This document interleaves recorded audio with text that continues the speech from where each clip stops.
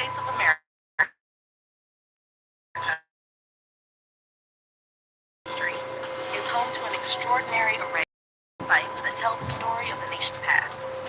From grand national monuments to preserved battlefields and humble homes of great leaders, each place provides a view of the cultural, political, and social evolution of the country. Administered and preserved in large part by the National Park Service, NPS, these historical landmarks not only educate, but also inspire of American freedom. The Statue of Liberty was a gift from France in 1886 and stands as a beacon for liberty and democracy. Located in New York Harbor, it has welcomed millions of immigrants arriving in the United States. Just nearby is Ellis Island, which served as the busiest immigration inspection station from 1892 to 1954. Over 12 million immigrants passed through here, making it a deeply emotional and historical for many American families. Mount Rushmore, South Dakota. This massive sculpture carved into the Black Hills of South Dakota features the four U.S. presidents: George Washington, Thomas Jefferson, Theodore Roosevelt, and Abraham Lincoln. Mount Rushmore represents the ideals of freedom, democracy, and the American dream. It was completed in 1941 after 14 years of work and remains a popular destination for both its artistry and symbolic significance. Lincoln Memorial and Washington Monument, Washington, D.C. The Lincoln Memorial, with its grand Greek temple design and a giant seated statue of Abraham Lincoln, commemorates the 16th president's role in preserving the Union during the Civil War.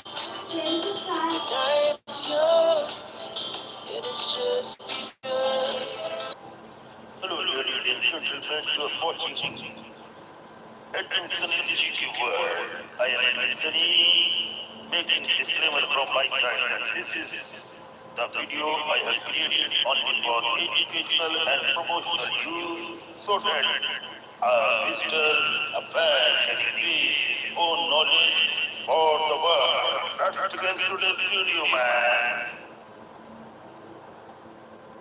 The History and Geography of Georgia, created by Admin Sunny for educational purpose only, to grow your knowledge about the world. Introduction. The country of Georgia is a small but historically rich nation located at the crossroads of Eastern Europe and Western Asia, nestled in the South Caucasus region. Despite its modest size, Georgia's history is deeply fascinating, stretching back thousands of years to the prehistoric era. It has been shaped by powerful kingdoms, foreign invasions, golden ages, and modern struggles for independence. Alongside its history, Georgia also boasts breathtaking landscapes, diverse climates, rich flora and fauna, and a vibrant culture that reflects centuries of interaction with neighboring civilizations. This article will explore Georgia's story in detail, from ancient kingdoms to the modern republic, while also highlighting its geography, people, and environment. Ancient Georgia, prehistory, 4th century AD. The lands of present-day Georgia hold some of the earliest evidence of human civilization. Archaeological discoveries reveal winemaking. Georgia is often called the birthplace of wine, with evidence of winemaking dating back over 8,000 years. Gold and textiles. Ancient mines and weaving tools prove the region was advanced in metallurgy and fabric production. By the classical era, two important kingdoms emerged. One, Colchis, located in the fertile Colchida lowland, famous for the myth of Jason and the Argonauts seeking the Golden Fleece. 2, Iberia, Carthage, situated in eastern Georgia, playing a crucial role in shaping the Georgian national identity. A turning point came in the early 4th century, when Georgia became one of the very first countries in the world to adopt Christianity as the state religion. This faith bound the Georgian people together and influenced their language, literature, and culture for centuries. Unified Georgian Kingdom and Golden Age, 11th and 13th century. In 1008 AD, Georgia was unified under the Bagrationi dynasty, which laid the foundation for a strong and centralized kingdom. King David IV, the Builder, 1089 to 1125, expanded Georgia, defeated invaders, and promoted cultural revival. Queen Tamar the Great, 1184 to 1213, one of the most celebrated rulers in Georgian history, oversaw Georgia's golden age. Under her reign, Georgia expanded its borders, fostered trade, built magnificent churches and fortresses, and became a center of art and literature. This era marked Georgia as a powerful kingdom in the Caucasus, respected by neighbors and feared by rivals. Decline and foreign domination in the 15th and 19th centuries. From the 15th century onward, Georgia's power began to decline due to both internal divisions and external threats. Mongols invaded during the 13th century, weakening the kingdom. Later, the Ottoman Empire and Persian Empire competed for influence, often dividing Georgia into smaller, weaker principalities. By the early 19th century, unable to resist stronger powers, Hello, ladies and gentlemen. I'm sure that you are getting good knowledge about the world and keep on enjoying only one thing I want. Just hit the subscribe button like below this video. Keep on enjoying the videos for lifetime. Georgia gradually came under the control of the Russian Empire. In 1801, eastern Georgia was officially annexed, followed by other regions in later years. Brief independence in Soviet-era 20th century. The 20th century brought dramatic changes. After the Russian Revolution, 1917, Georgia declared independence in 1918 and established the Democratic Republic of Georgia. However, this freedom was short-lived. In 1921, the Red Army invaded, and Georgia was incorporated into the Soviet Union. During the Soviet era, Georgia developed industries, education, and infrastructure, but political freedoms were suppressed. Modern Georgia, 1991 present. As the Soviet Union collapsed, a strong independence movement emerged in Georgia. On April 9, 1991, Georgia declared independence. Since then, the country has faced significant challenges. Internal instability in the 1990s. Conflicts with Russia, particularly in Abkhazia and South Ossetia, remain disputed to this day. Despite these challenges, modern Georgia has rebuilt itself as a democratic nation, aiming for closer ties with Europe and the West while preserving its unique traditions. Physical geography of Georgia. Although small, Georgia's geography is incredibly diverse. Relief and terrain. Colchita Lowland, west, fertile plain, historically Colchis, rich in agriculture. Caucasus, north, snow-covered peaks, natural defense barrier.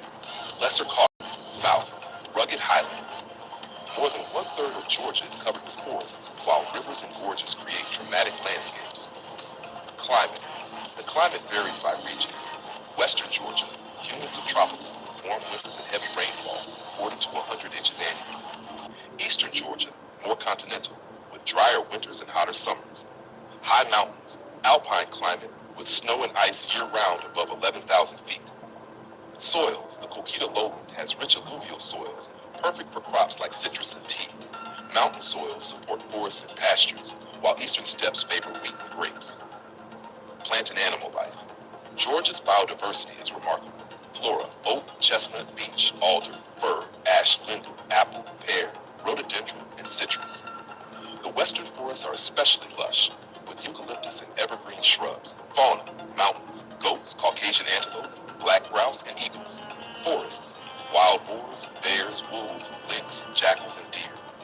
River seas: trout, sturgeon, and black sea fish. This blend of ecosystems makes Georgia a haven for both wildlife and agriculture. People of Georgia. Georgians call their country Sakartvelo and themselves Kartvelo. The word Georgia comes from the Persian term gorge. About 80% of the population are ethnic Georgians. Minorities include Armenians, Russians, Azerbaijanis, Ossetis, Greeks, and Abkhazians. Georgia's rich ethnic diversity reflects its position at the crossroads of Europe and Asia. Conclusion. The history and geography of Georgia offer a perfect example of how a small country can have a vast and influential past. From the ancient kingdoms of Colchis and Iberia, through its Christian heritage, the golden age under Queen Tamar, centuries of its modern struggles, Georgia has maintained a strong national identity. Its landscapes, ranging from Black Sea shores to snowy Caucasus peaks, add natural beauty to its cultural wealth.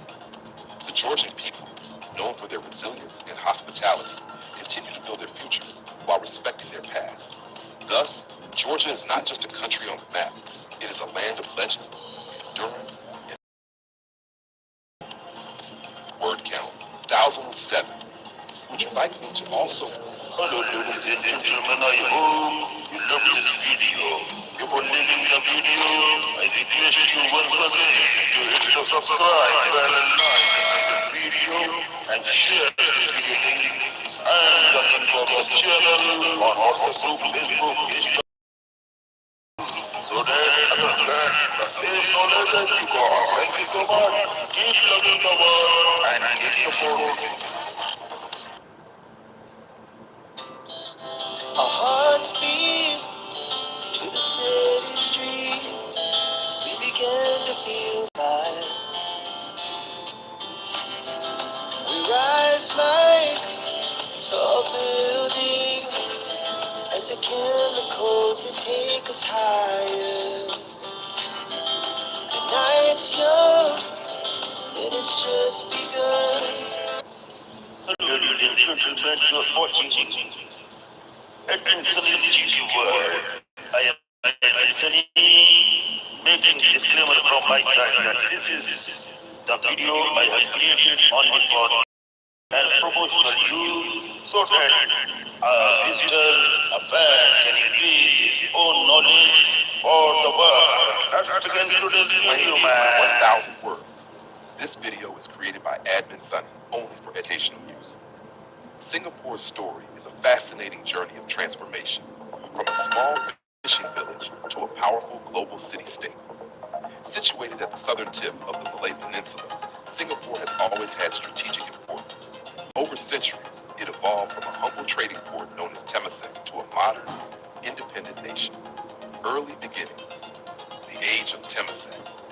Before Singapore became known by its current name, it was referred to as Temasek, a Javanese word meaning sea town. It was already a significant maritime trading hub by the 13th and 14th centuries. Historical records and archaeological evidence show that the island had a thriving settlement. It served as an outpost for the Srivijaya Empire, a powerful maritime kingdom based in Sumatra. In the 14th century, Temasek appeared in Chinese traveler Wang Daiwen's writings, which described it as a busy port. In fact, around the year 1349, about 70 Siamese warboats attempted to conquer Temasek, proving its growing importance. The Javanese Majapahit Empire also listed it among their conquered territories in the poem Nagarakabi, 1365. Eventually, getting significant decline, especially after the rise of the port of Malacca. However, its location remained highly valuable. The legend of Singapore, the name Singapore, meaning Lion City, to have originated in the 14th century. According to the Malay chronicler Sejarah Melayu, a Srivijayan prince named Sri Tribhuwana landed on the island and saw a strange creature he thought was a lion. Taking it as a good omen, he named the city Singapore. Though lions were never native to the region, the name stuck, symbolizing strength and courage. Colonial era, rise of trading power. The modern chapter of Singapore's history began in 1819 when Sir Stamford Raffles, representing the British East India Company, arrived on the island. He saw great potential in Singapore's location and established a free trading post, which allowed ships from all nations to trade without tariffs. By 1824, the British had formal control over Singapore after a treaty with the Sultan of Johor. It became part of the Straits Settlements in 1826 along with Penang and Malacca. In 1866, Singapore became a British crown colony, meaning it was directly governed by London. Due to its free port policy and strategic location on the Strait of Malacca, Singapore quickly grew into a major hub for shipping, trade, and immigration. People from China, India, the Malay Archipelago, and Europe arrived to settle, trade, and work. World War II and Japanese occupation. Singapore's reputation as an impregnable fortress was shattered during World War II. In February 1942, Japanese forces invaded and defeated the British Army, taking control of the island. They renamed it Sionatu, meaning Light of the South. The Japanese occupation lasted until 1945 and was one of the darkest periods in Singapore's history. Thousands of people, especially Chinese civilians, were killed during the Suk Ching massacre. Food shortages, fear, and oppression defined this period. After Japan's defeat, the British returned, but confidence in colonial rule was broken. Road to independence. In 1959, Singapore achieved partial self-governance under British rule. Lee Kuan Yew became the first prime minister. His People's Action Party, PAP, aimed to build a modern, prosperous state. In 1963, Singapore joined Malaysia, along with Malaya, Sabah, and Sarawak, in hopes of achieving greater economic and political stability. However, the union was short-lived. There were deep differences, including political disagreements, tensions, and economic rivalries. On August 9, 1965, Singapore was expelled from Malaysia, becoming an independent nation. It was a painful moment, and Prime Minister Lee Kuan Yew broke into tears during the televised announcement. Building a nation, struggles and successes. In 1965, Singapore faced massive challenges. No natural resources, high unemployment, housing shortages, ethnic divisions among Chinese, Malays, and Indians, lack of a standing army. Yet, with strong leadership, sound policies, and strict governance, the country transformed rapidly. The Housing and Development Board, HDB, was created to provide affordable public housing. Education and healthcare were expanded. The economy was industrialized. Foreign investment was welcomed. English was adopted as the working language to unite communities and connect the world. Economic miracle. Singapore's transformation is often called an economic miracle. From the 1970s onward, it shifted from labor-intensive industries to high-tech sectors. The port remained vital, but the country also became a leader in banking, finance, electronics, biotechnology, and tourism. Today, Singapore is one of the richest countries per capita, ranked among the top 5 busiest ports, a major financial hub in Asia, known for its cleanliness, safety, and governance. Modern Singapore, a global city. In the present day, Singapore is a model of urban planning, governance, and economic growth. It is famous for Changi Airport, consistently ranked the world's best, Marina Bay Sands, an iconic hotel and entertainment complex, multicultural society with harmony among Chinese, Malays, Indians, and others, education system considered among the best globally, green initiatives, city in a garden with extensive greenery and sustainable architecture. Despite being a small island with limited land and resources, Singapore has become one of the most advanced and respected nations. Key takeaways from Singapore's history. Geography matters. Its location helped it become a trading hub. Leadership is crucial. Visionary leadership by Lee Kuan Yew and others helped build the nation. Multicultural harmony. Singapore promotes racial and religious tolerance, critical for peace. Innovation and education. Investing in people and technology propelled its growth. Final words, from a fishing village to a colonial port, from war-torn occupation to a powerhouse economy, Singapore's history is a story of resilience, transformation, and hope. This educational video was created by Admin Sunny to help you understand how a small island with big dreams became one of the most successful countries in the world. Don't forget to click subscribe and the bell icon so you never miss our upcoming educational videos. Also, share this video link in your WhatsApp groups, school groups, and with friends and family. Thank you for watching. Hello ladies and gentlemen, I hope you loved this video. Before leaving the video, I request you once again to hit the subscribe button and like under this video and share this video link and the link of the channel on WhatsApp group, Facebook, Instagram, Pinterest group so that others get the same knowledge as you got. Thank you so much. Keep loving the world and keep supporting. Our hearts beat to the city streets. We began to feel the vibe. We rise like tall buildings as the chemicals that take us higher.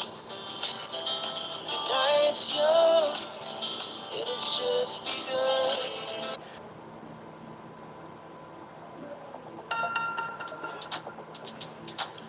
Hello ladies and gentlemen, this is Admin Sunny and you're watching Sunny's GK World. Means Sunny is the channel which blogs general knowledge of the entire globe.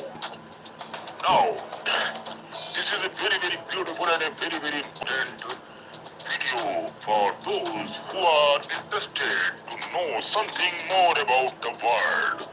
So here, that's why I have created this beautiful channel so that my all Indians, Asians and international friends get engaged to learn more in their life which they don't know at all. Now here are few human beings which are of very under painful conditions and they are leading a very tough life or the God they have received from the God. Oh, here I will going to talk about a woman who lives in water. Her name is Aruna Ghosh from India.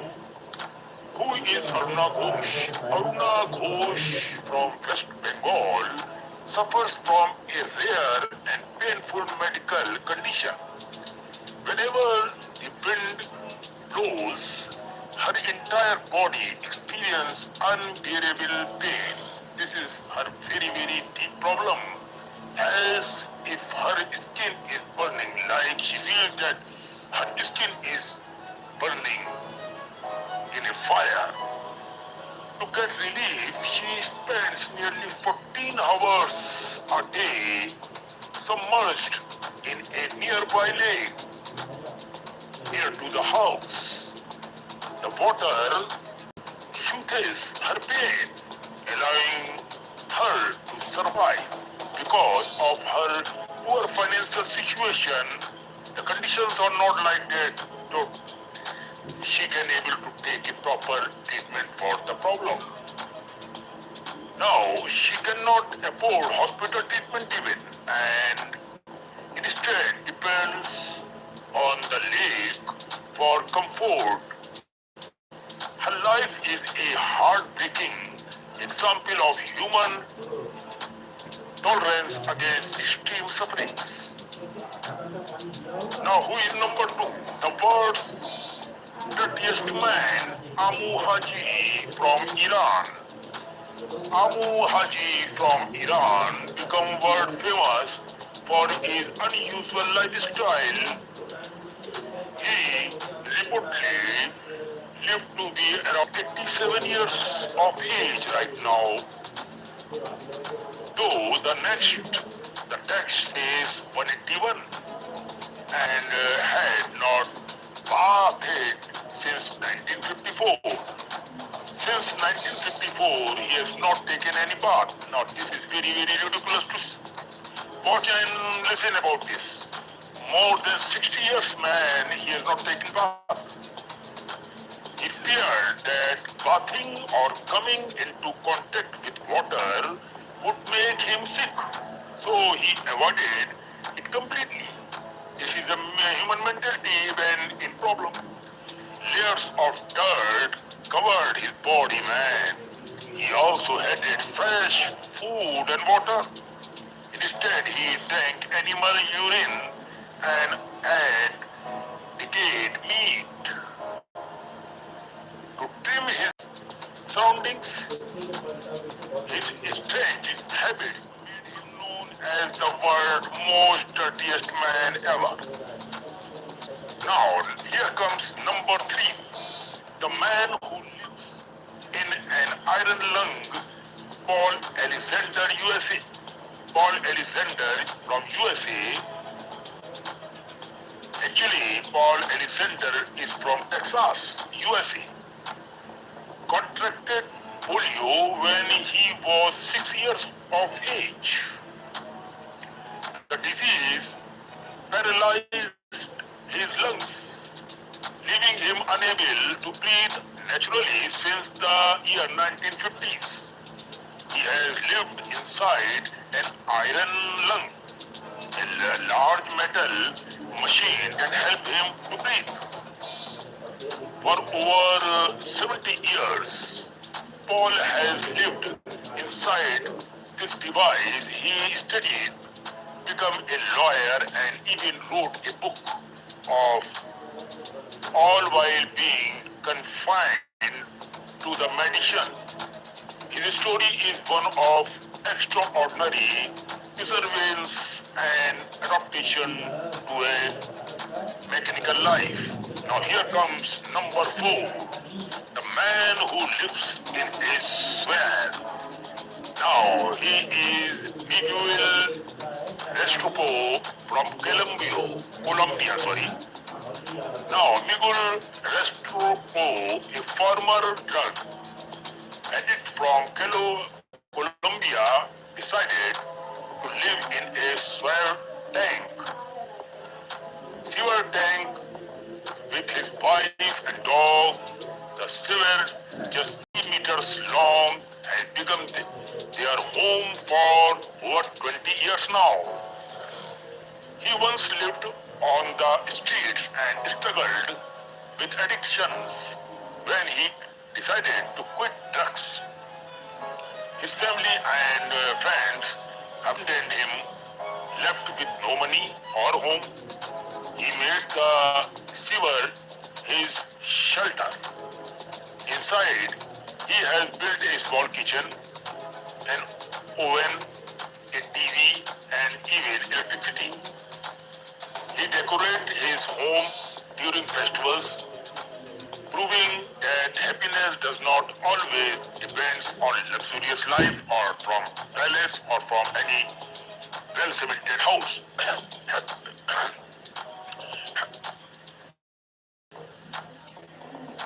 Happiness can come from any other places also if you are satisfied.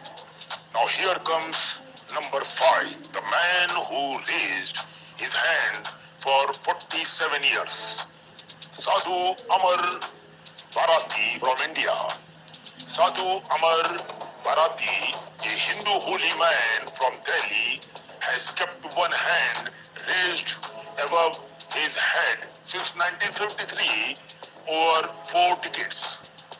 He took his vow as a form of devotion to Lord Shiva and as an act of renunciation from worldly attachment. Due to keeping his hand raised for so long, the muscles have withered and the arm has become stiff and stuck in position.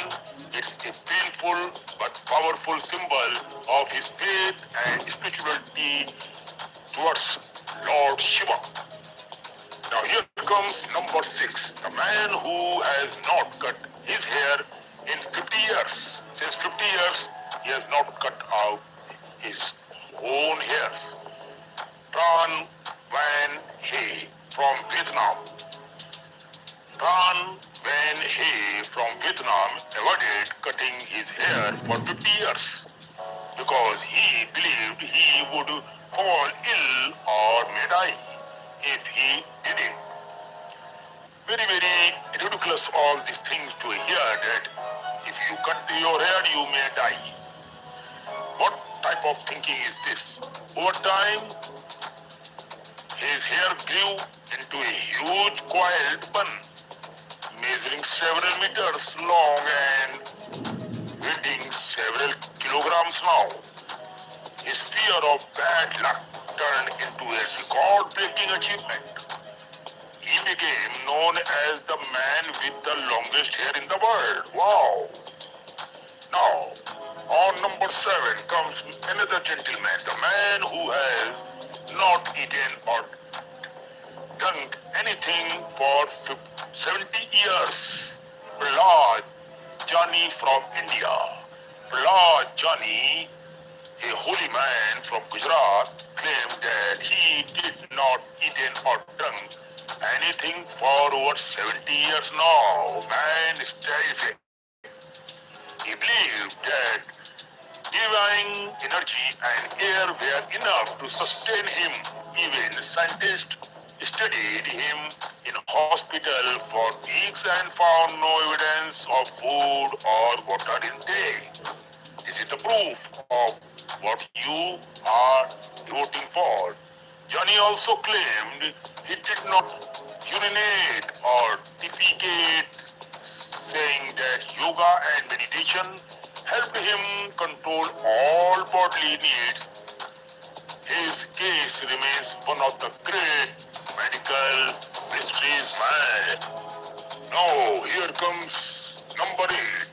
The conjoined twin who lived for 66 years, Ronnie and Tony. Carry on from USA. Ronnie and Tony, you are great, man. Ronnie and Tony, carry on, were conjoined twins born in the US, United States. They shared the same abdomen and lower body. Doctor said that would not live alone. They will not live long, but they defied all expectations and lived 66 years. How medical failed us for saying that they will not live long. Where is that doctor? Then why are you saying if you are a doctor, you are not a God man? This is my interpretation for any doctor in the world. God has given, he will prove not a doctor. You doctors only examine. You cannot be forecast, okay? Setting a world record for the longest living conjoined twins in the world. They performed in very serious during their youth and later become local celebrities for their resilience and cheerful attitude towards their life. Beautiful, very nice. I like it. What can doctor do? Doctor is not God man. Number 9 comes the girl who lives in a plastic tub. Rehma Haruna from Nigeria. Rahman Haruna from Nigeria was born healthy, but at 6 months old, a mysterious illness stopped the growth of her limbs. Her arms and legs moves, leaving her unable to move. Since then, she lived her entire life in a plastic tub, which her family used to carry her from one place to another place.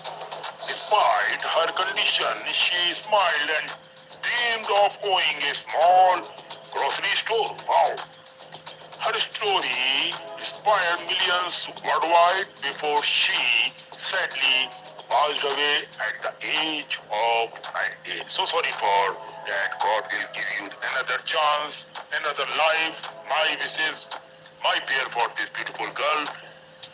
So don't worry, I pay for your soul at Insania. Don't you worry. The man who lives alone in Antarctica is Alan, Antarctic researcher. Finally, there Alan, a man who lives entirely alone in Antarctica, one of the coldest and most desolated place on earth. He worked as a researcher or station keeper, surrounded only by snow and ice. No trees there, no animals there, and no other human for hundreds of miles from the area.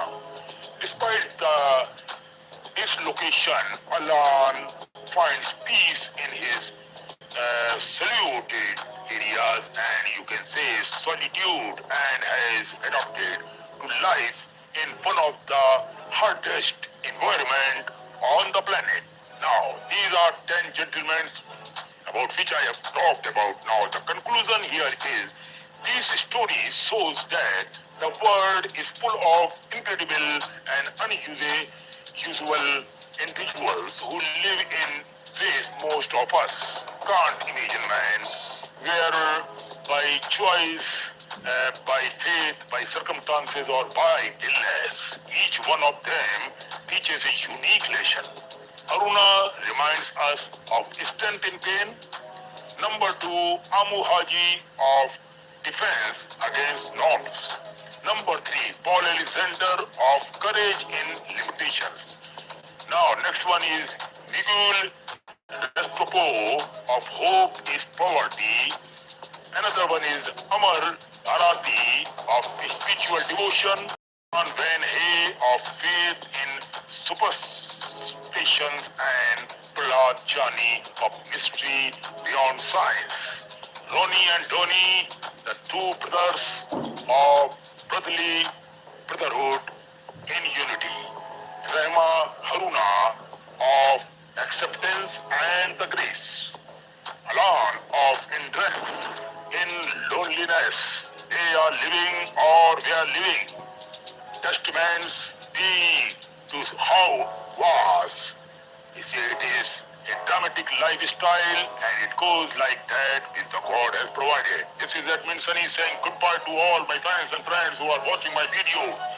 Before leaving this video, I only request to hit the subscribe bell and like under this video so that you never lose the upcoming another story on this channel, and make sure to hit the subscribe bell and like on my all other music channel, also movie channel.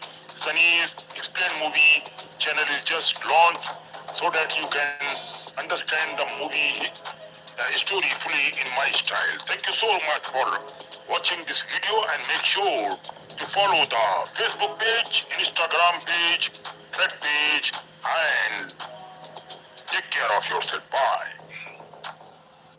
Hello ladies and gentlemen, I hope you love this video.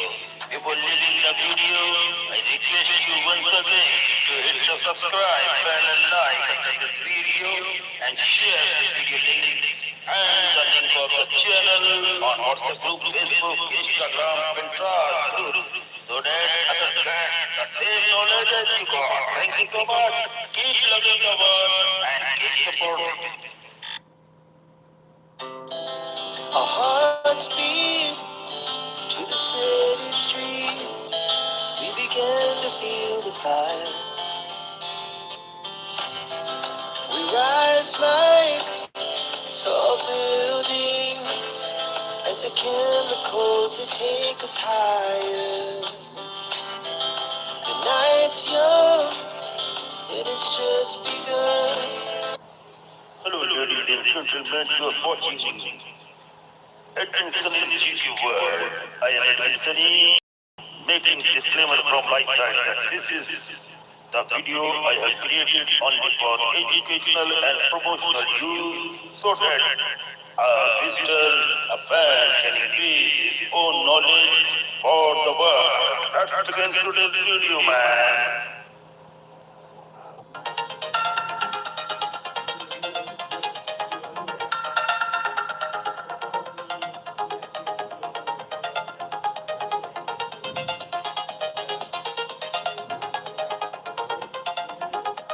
Architecture, purpose, and cultural significance. The Great Wall of China, a monument of history, defense, and civilization. The Great Wall of China is not a single continuous structure, but rather a remarkable series of walls and fortifications built over a span of more than 2,300 years. Its purpose was primarily defensive, to protect the agricultural heartlands of northern China from the raids and invasions of nomadic tribes from the steppes of Mongolia.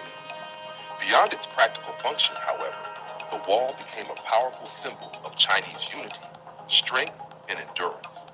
Declared a UNESCO World Heritage Site in 1987, it remains one of the most iconic landmarks of human civilization. Early construction, fragmented walls in the warring states, 7th century BCE to 3rd century BCE. The story of the Great Wall begins in the 7th century BCE, when China was divided into small rival kingdoms. These states were constantly threatened not only by each other, but also by nomadic groups from the north, such as the Dong and the Xiongnu. Chu State, one of the first to build defensive barriers. It created the so-called square wall designed to protect its northern capital and territory. Qi State constructed large defensive embankments using rivers, hills, and man-made walls. The Qi Wall stretched to the Yellow Sea, built with tamped earth and stone. Yan State erected two defensive lines, the Northern Wall and the Yishui Wall, against nomadic threats in rival states like Qi and Zhao. Zhao, Wei, and Zheng states each developed their own wall systems, often using rammed earth technology.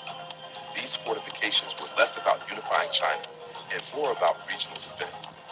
Thus, by the 4th century BCE, northern China was already a patchwork of defensive walls, which would later form the foundation for the imperial Great Wall. The Qin dynasty, 221 to 206 BCE. First unification of the wall. When Qin Shi Huang, the first emperor of China, unified the warring states in 221 BCE, he faced the challenge of securing his northern frontier from the fearsome Shanggu.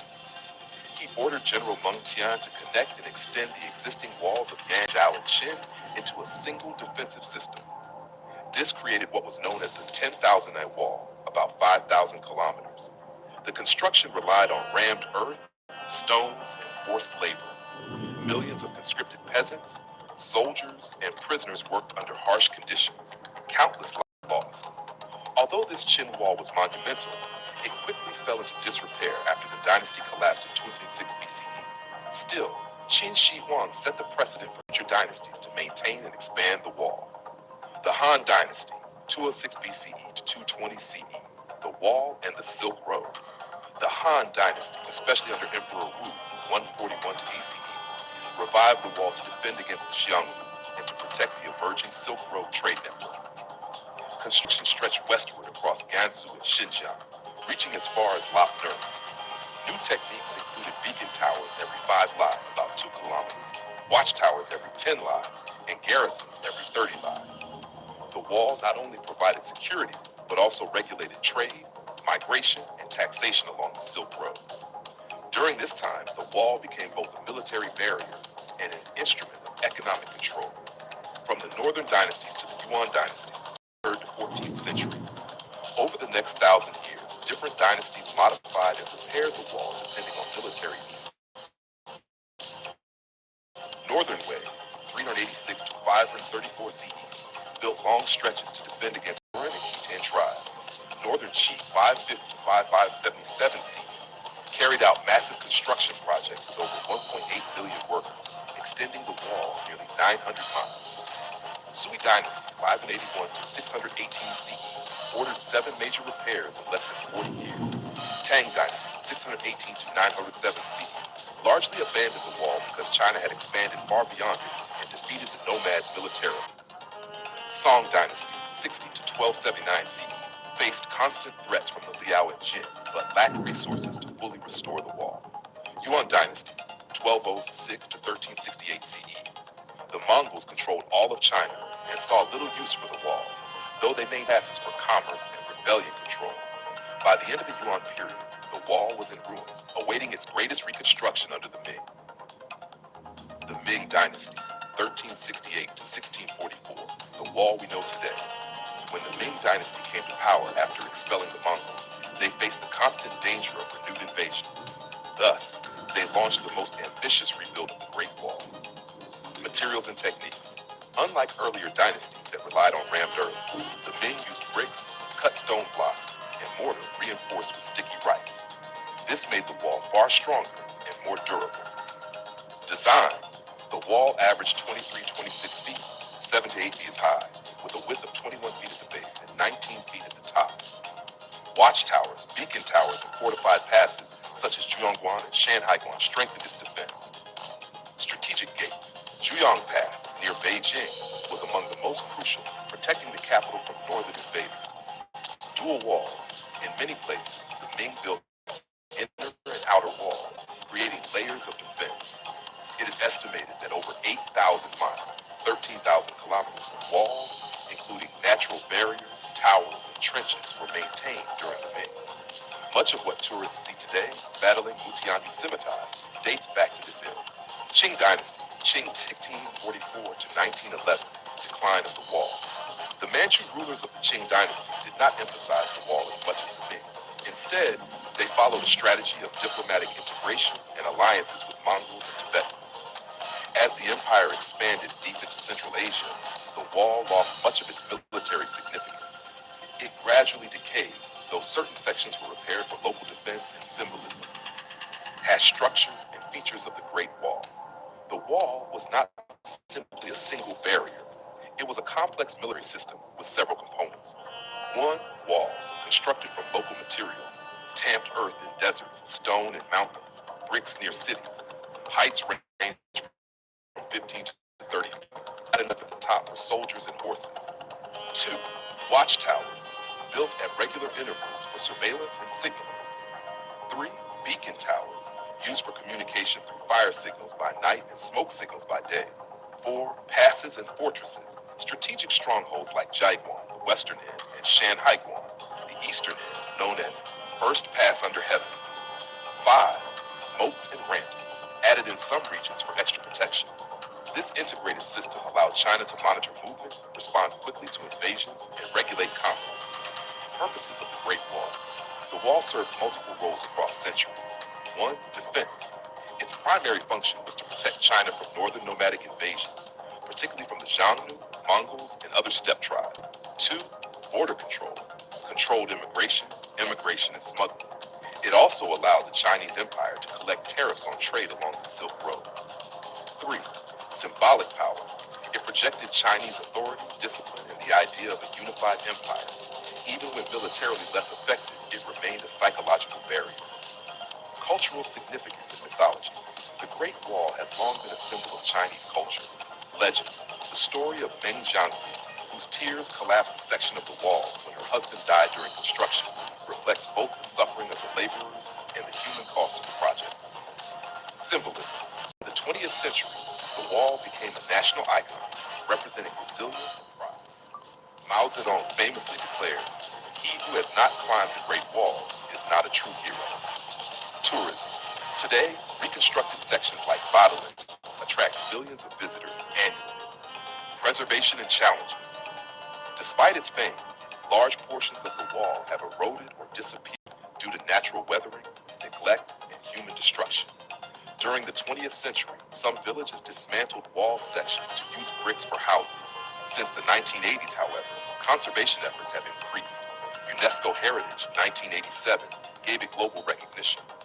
Restoration projects at Mutianyu, Simitai, and Jiayuguan have revived major sections. Laws now protect the wall from further damage, though illegal construction and tourism pressures remain challenging. Conclusion. The Great Wall of China is far more than just an ancient barrier. It is a living chronicle of Chinese history, stretching across dynasties, cultures, and landscapes.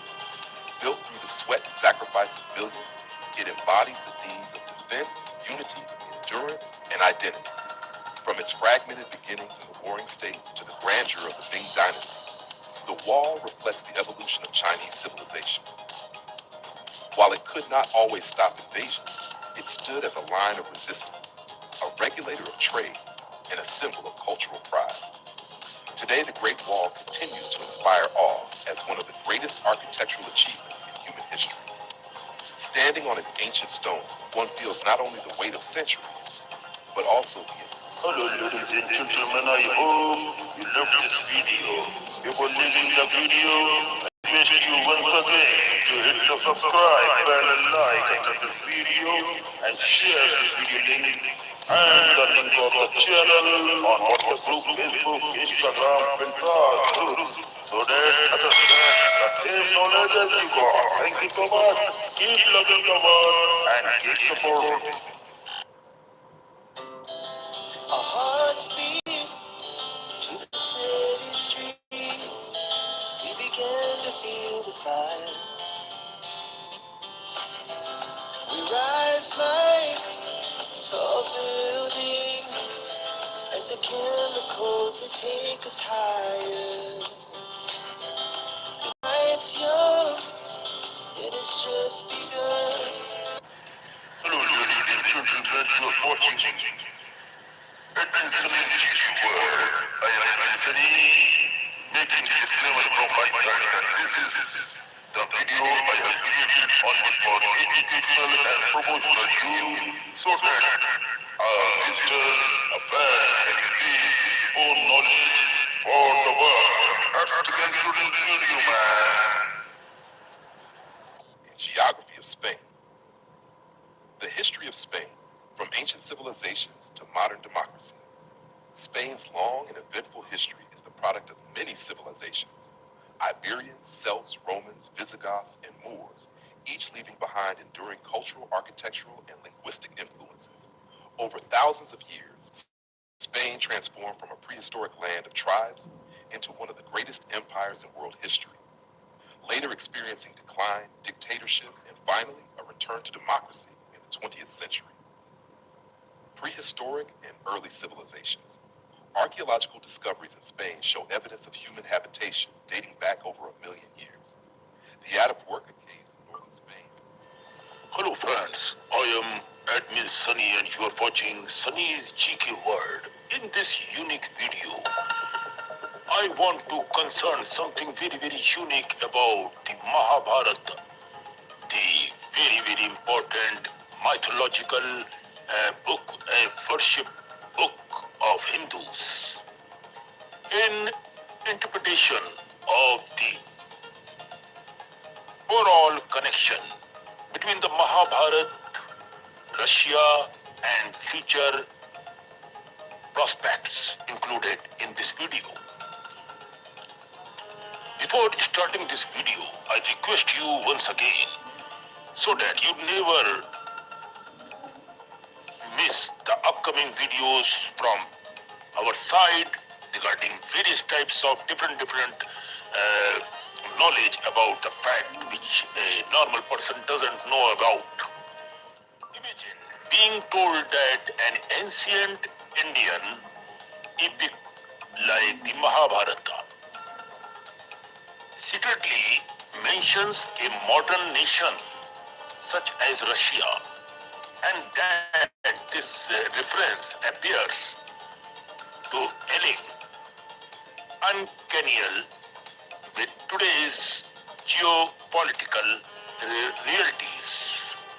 Would you dismiss it as coincidence or consider the possibility that ancient seers encoded future visions in symbolic language that we are only now being to interpret it?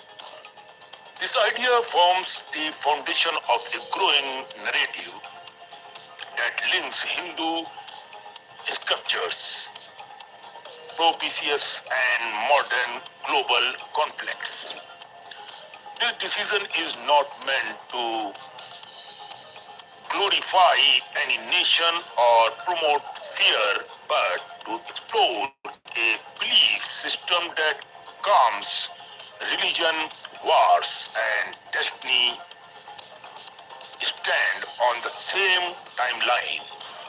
According to this view, when the bird descends into Jaws, one northern land covered in snow and cold remains standing even after global destructions. The central question raised is why. Some believe that Lord Krishna himself granted a divine boon to a northern nation, ensuring its survival during the Great War of the Kali Yuga. According to these interpretations, that nation is not India, but it's Russia.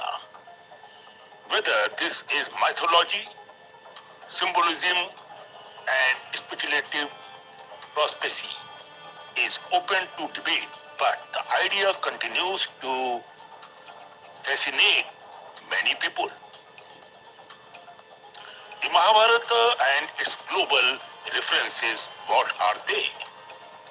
The Mahabharata, composed by Maharishi Vedvyas, is one of the longest and most influential epics in human history till date, consisting of nearly 100,000 verses.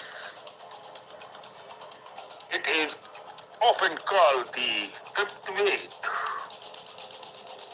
but people don't know, and narrates the great dramatic war between the Pandavas and the Kauravas.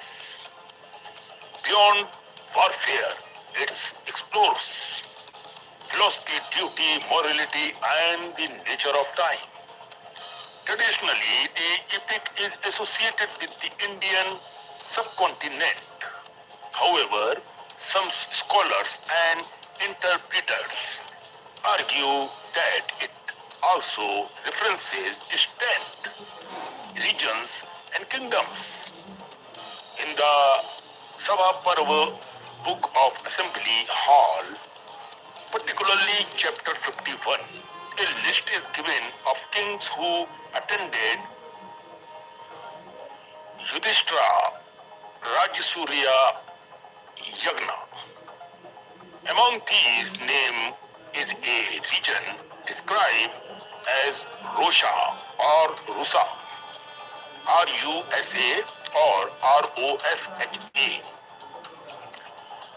which some modern interpreters associated with present day is called as Russia. Do you understand why? This is the fact I have included this story so that to increase your knowledge regarding mythology of India and mythology of the world. This identification is not universally accepted by historians.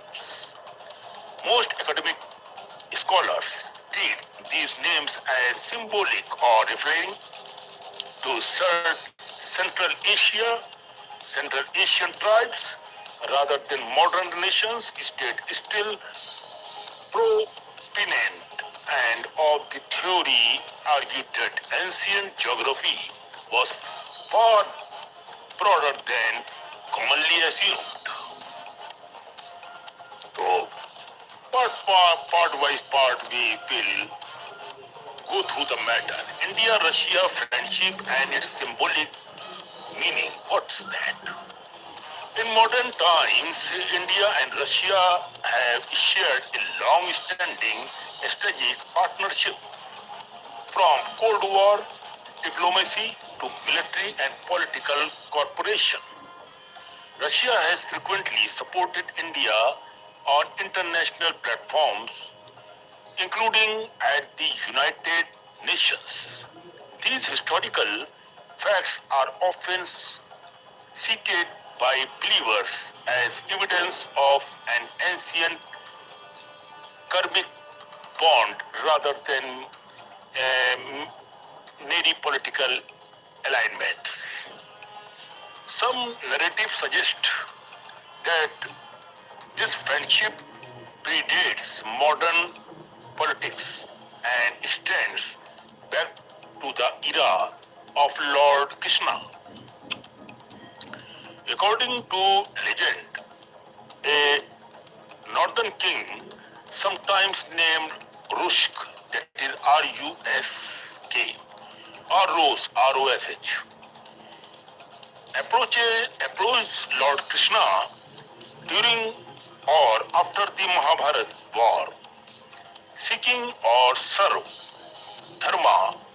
Lord Krishna preparing to leave the earlier realm is said to have blessed the king's land, declaring that it would remain strong in Kali Yuga, means Kali Yuga, and protect righteousness when adharma peaked.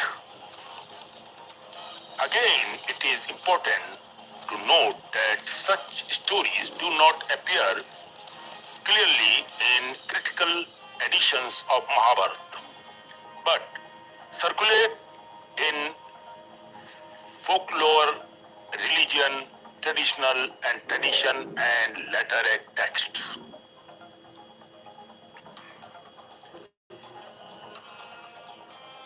Bhavishya Malika and apocalyptic books, what they said. A major cause fueling these beliefs is the Bhavishya Malika, a prophetic text attributed to Acharyanandaji Das, a 15th to 16th century Odia saint and one of the Panchashak, means five grand saints of Odisha. He is believed by followers to be Trikaldarshi, means who can see beyond the limit. It's Hindi word is Trikal Darshi, or the people who has the knowledge beyond the limit is Trikal Gyani. One who can see past, present and the future. It is called as Trikal Darshi. Who sees what is past, present and what will be the future. The Bhavishyamalika contains numerous prospects and about moral decline, wars, famine, natural disasters and the eventual arrival of Kalki Avatar. Some verses are interpreted as predicting a massive global conflict resembling a world war involving India, China, Pakistan, Europe, the Middle East and the West.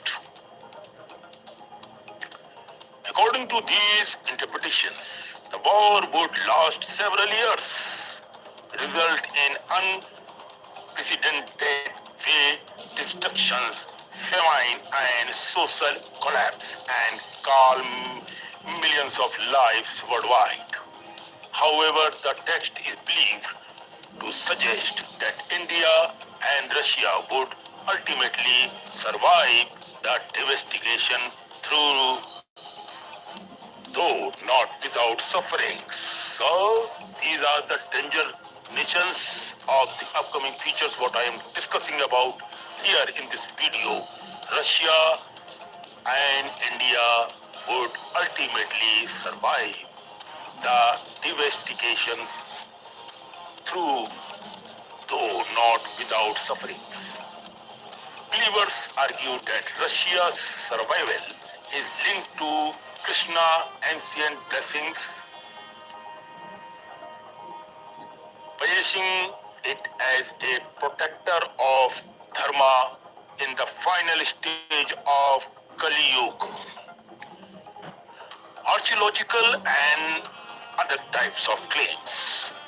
Supporter of the theory of an city, archaeological findings in Russia and surrounding regions, claiming the discovery of symbolic such as swastika, fire altars, and idols assembling Hindu deities. They also point to linguistic similarity between Sanskrit and Slavic languages, suggesting a shared Indo-European root.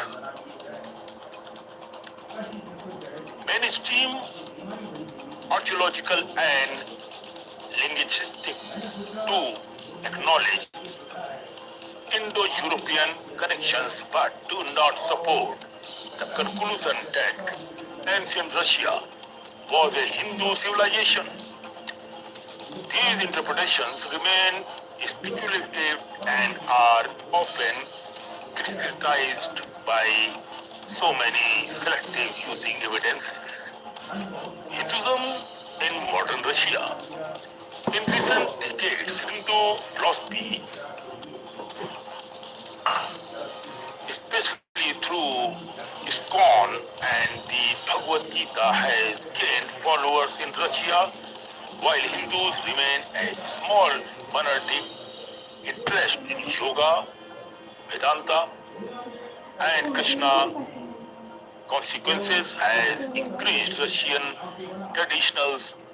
tradition and towards the view of Bhagavad Gita are widely read not only by Hindus but also by spiritual seekers. Some enthusiasts interpret this culture interest as fulfillment of prophecy. However, from an academic perspective, this trend is better understood as part of global spiritual exchange rather than religious transformation of a nation. Now, what is the conclusion at the last? It is very, very important. Conclusion, faith, symbolism, and the future. The idea that Russia was blessed by Lord Krishna and destined to play a major role in the end of Kali Yuga exists at the intersection of faith, mythology, prophecy, and modern geopolitics. For believers, ancient texts are not merely stories but coded timelines of humanity's faith for sketchbook. These interpretations reflect symbolic thinking applied to contemporary anxiety. What is certain is that ancient sculptures like the Mahabharata and texts such as the Bhavish Malika continue to influence how people interpret the present and imagine the future. Whether these prophecies are destiny or metaphor remains an open question right now. One that ultimately depends on personal beliefs rather than historical proofs. If everything is already written, the final question remains, are we moving blindly towards fate, or do we still have the power to choose a different path? Depends on you, what you choose. So this is the story which I took for my fans and friends around the globe. Please hit the subscribe bell and like below this video so that you never miss the upcoming mythological or different type of stories on Sunny GK World. Keep supporting and also follow my Facebook page, Instagram, thread, and our videos are also launched on Daily Motion channels. You can see you will get somewhere there on Daily Motion sites, and also we are launching Telegram channel very soon. So till then, take care, bye bye, love you all.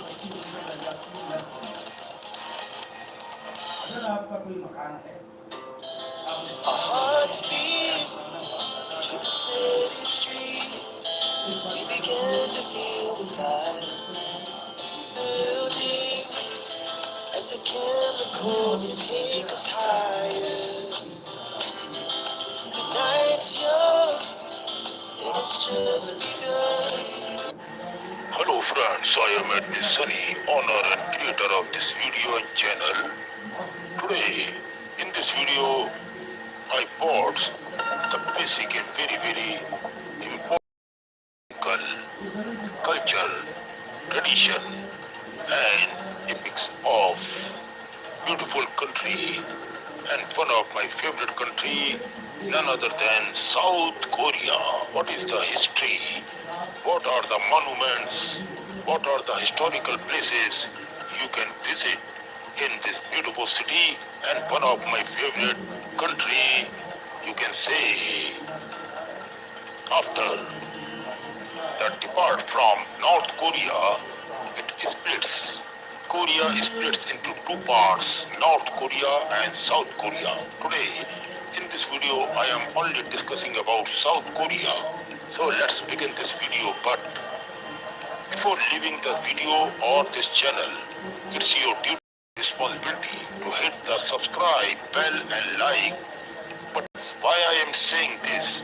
Because whenever we launch our new video, it is totally free to watch that video is of great importance like this. So hit the subscribe bell and like and share the video link on WhatsApp group, Facebook, Instagram, in between your relatives and friends so that they also get benefited. And you can also watch our videos on Daily Motion channels, Telegram and WhatsApp channel. Let's begin this today's video. I am Admin Sunny. I am creating this video especially for my South Korean friends. Love you all. Let's begin. South Korea, or the Republic of Korea, ROK, has transformed from a war-torn nation into a major developed democracy and economic power. Founded in 1948, it survived the devastating Korean War 1950 to 53, evolving from authoritarian rule to a thriving economy and cultural powerhouse since democratic reforms in 1987. Wikipedia. Key historical phases. Ancient and colonial history. Korea has a long history, with early kingdoms like Gojoseon and the Three Kingdoms, Beach, Goguryeo, Silla, ruling the peninsula. It was colonized by Japan from 1910 to 1945.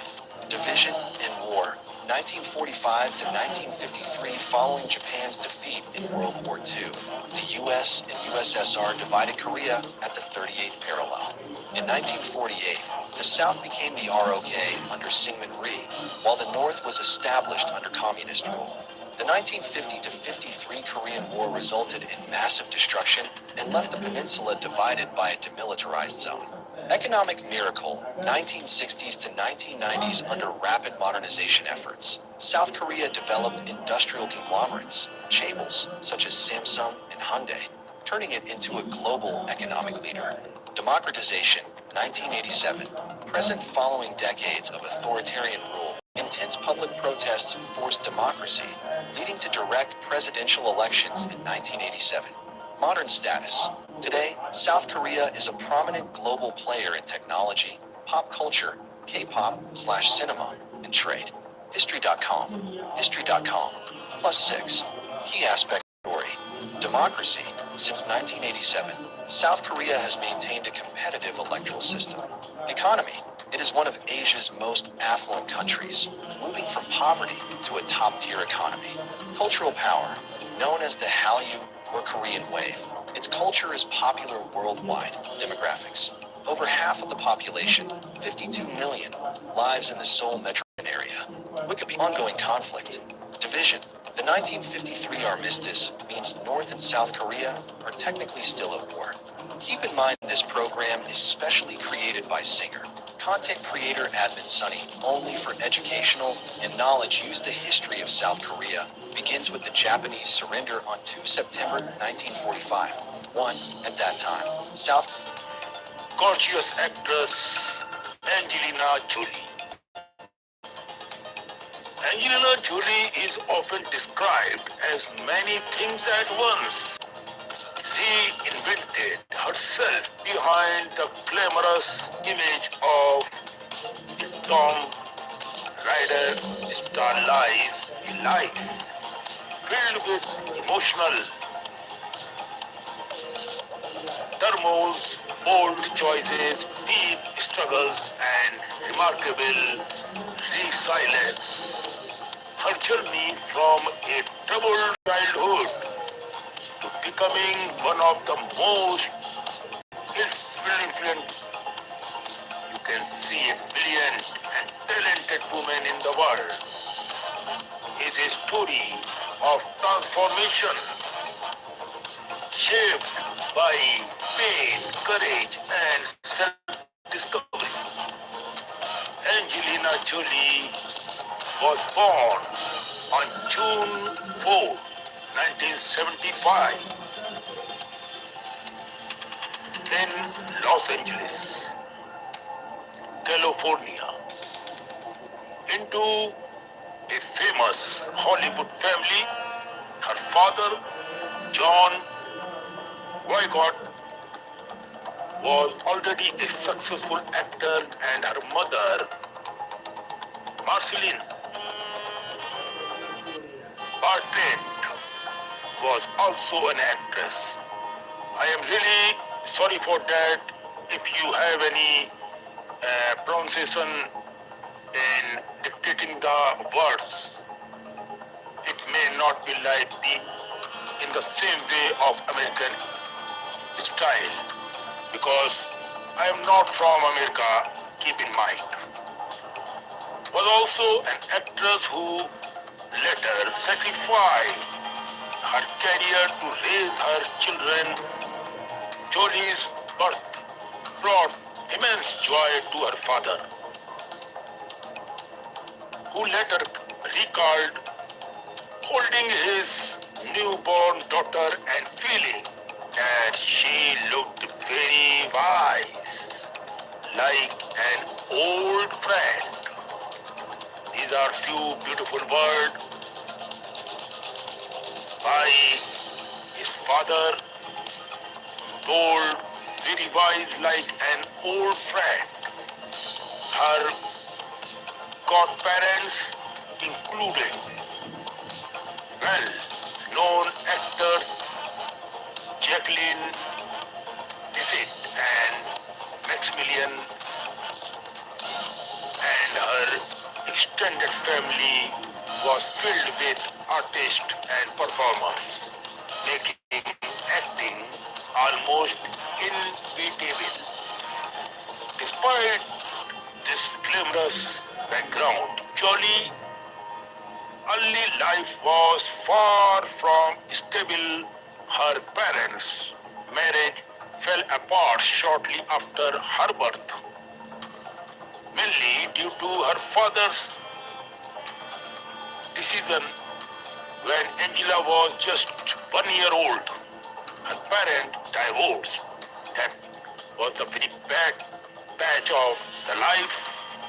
I am sorry to say, but I don't like all this divorce and all.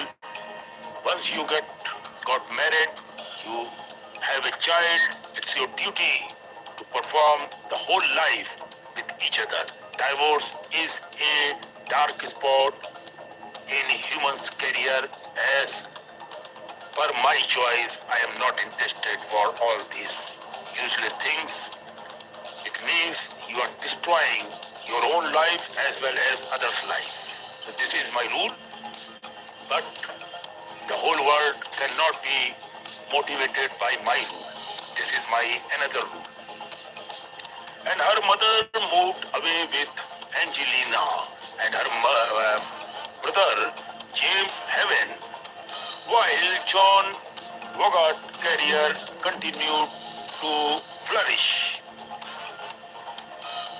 Marceline devoted herself entirely to raising her children, instilling them independent and emotional openness. Jolie grew up in a relatively liberal household, raised as a Catholic but never forced into strict religious practices.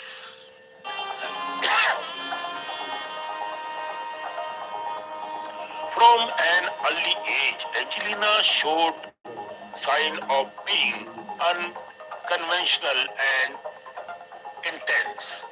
She openly spoke later about her early sexual curiosity and rebellious nature, describing herself as a child who constantly got into trouble. Movies played a major role in her childhood as her mother often took her to the cinema. This shared experience rather than her father's fame sparked Jolie's interest in acting. She loved dressing up, performing at home and staging little shows, often when her brother acting as the cameraman. Angelina made her first on-screen appearance at the age of 5 only in the film Looking to Get Out. She cheered her father and mother, although the role was small, it marked the moves in the movie. Now, the thing is very important is that when marked by emotional instability and troubling behavior, Jolie later admitted to being careless and even cruel with animals, a reflection of the inner chores she struggled with. She developed an unusual fascination with knives and weapons, an interest that began at a renaissance, you can say, fair, and followed her into adolescence, sometimes with dangerous consequences. As a teenager, Jolie felt alienated and out of place, especially after returning to Los Angeles and attending Beverly Hills High School. Suddenly, surrounded by wealthy students, she felt like an outsider due to her family's modest income. She was teased for being thin and wayward and so on. Various types of words used at time, which I cannot dictate here, which deepened her sense of isolation. After early modeling attempt failed, she transformed to an alternative school where she embraced a punk identity dressed in black and moved slowly and surely and openly rebelled against social norms. During his period, Jolie struggled deeply with her mental health.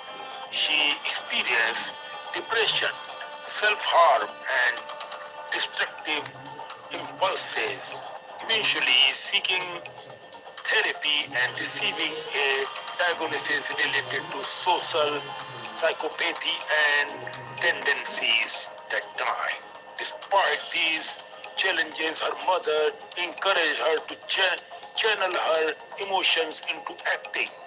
Jolie enrolled at the Lee Starberg Theatre Institute where she studied method acting of 2 years.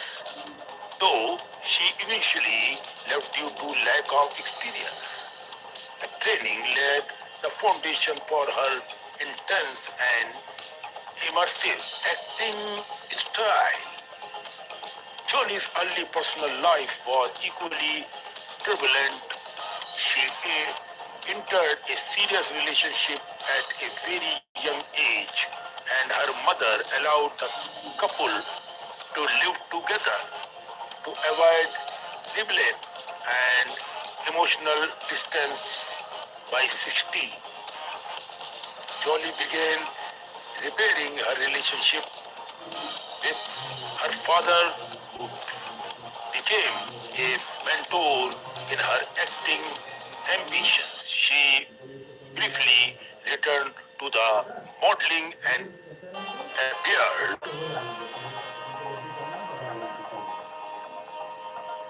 in music video and student films, slowly building confidence and exposure.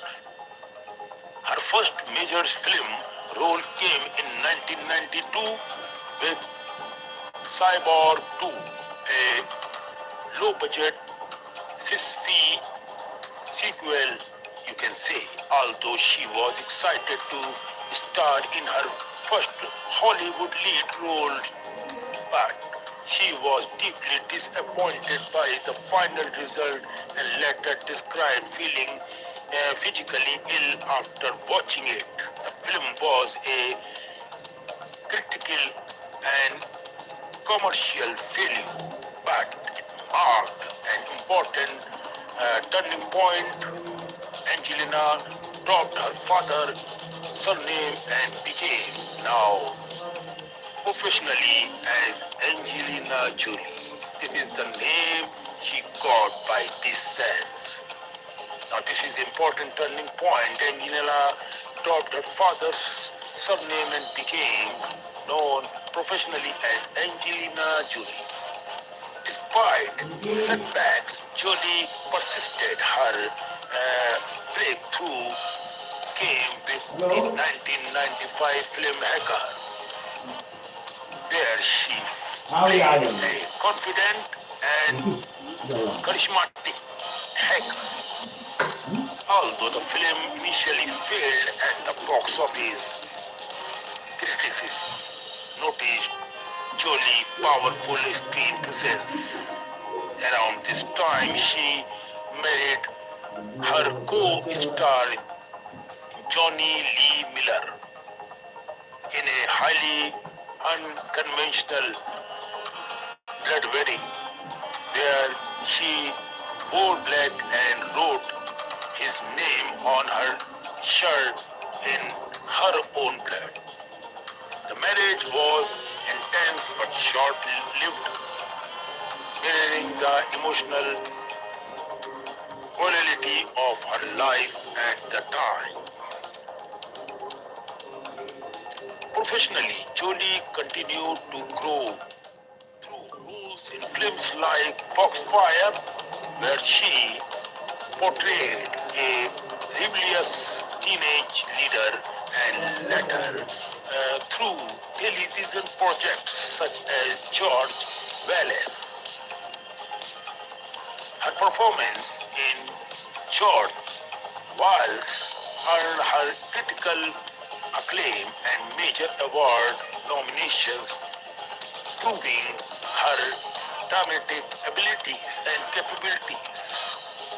This success led to her casting in HBO's biological film Gia, where she portrayed troubled supermodel Gia Garengi. The role of Gia became a defining moment in Jolie's career. Drawing from her own struggles, she delivered a raw and haunting performance that stunned audience and critics alike. The film earned her a Golden Globe, a Screen Actor Guild Award, and this is a very, very important turning point, and Emmy nomination. It was both personal and professional breakthroughs, forcing Jolie to confront her demons while establishing her as a serious actress. As ultimate rise to global fame came and Girl with Girl interpreted 1999, playing the violet and magical Lisa Rom. Jolie dominated the screen and stole focus from the film lead. Her performance earned her the Academy Award for Best Supporting Actress along with multiple other honors. At just 24 years old, Angelina Jolie had reached the peak of the Hollywood recognition. That's beautiful. This is the quality of this great lady and my best friend ever.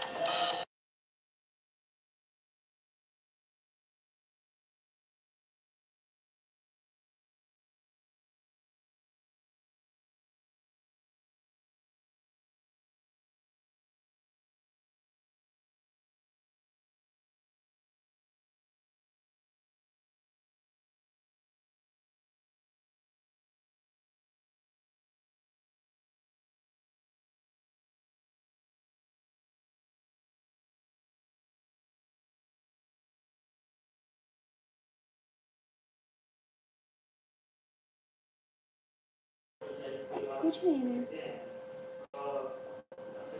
मेरे को क्या है bless you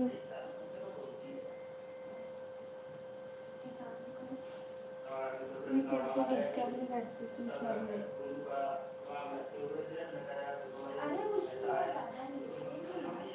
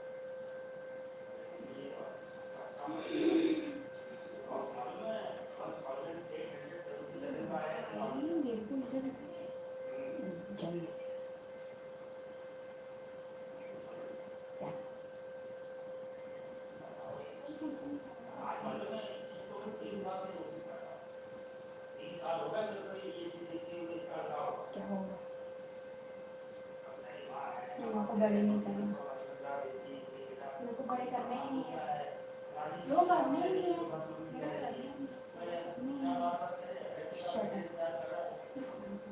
तो छोटा करेगा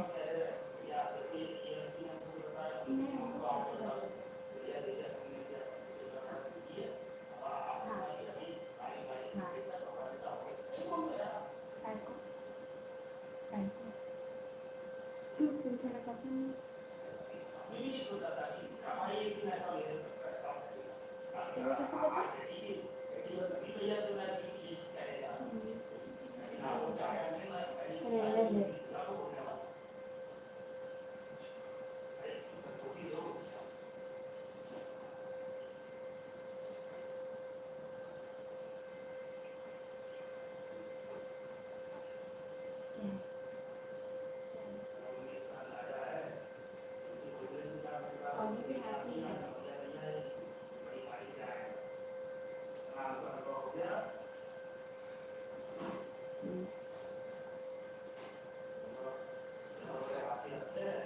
लेकिन देखो कैसे बच्चे छोटे हाथ में हैं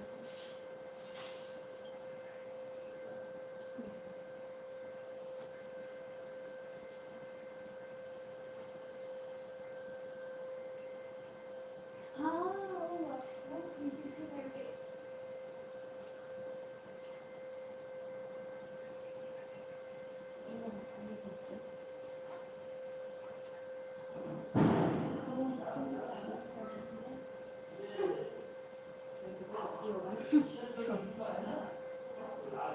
वैसे वो 50 शेड्स होती है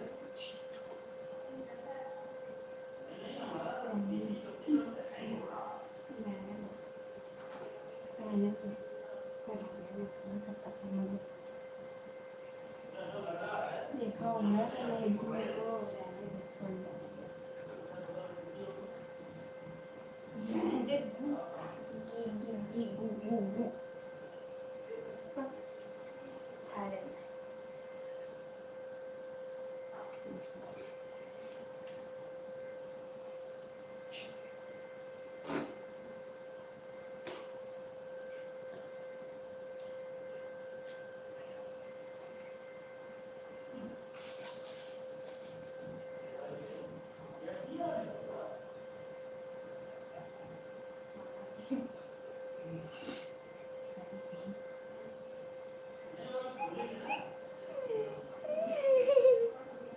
हाथ से लेती कि हाथ भी नहीं सकती कि बोल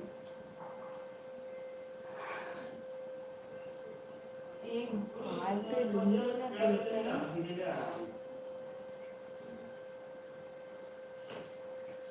देखो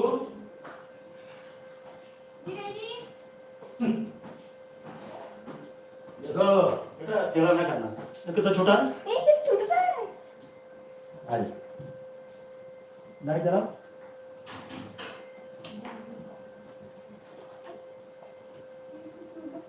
छोटा सा नहीं चलता है हाँ मारा दो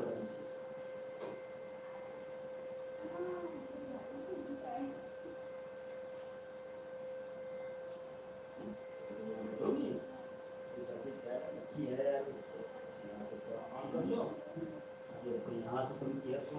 सकती यहाँ से, हेलो हाय वाला लगा सकती, सब कुछ यहाँ से हो जाता। पीछे जाने की जरूरत नहीं है। हाँ, ये देखो ये तो इतना चुनना था, ये देखो इसको देख कर कितना छोटा था।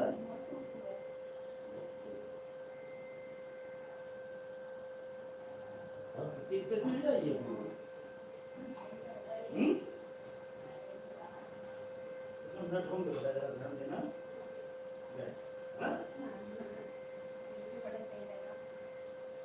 हाँ, किसी सुंदरता देखो, हल्का सा उठा ले लो, कितना हल्का।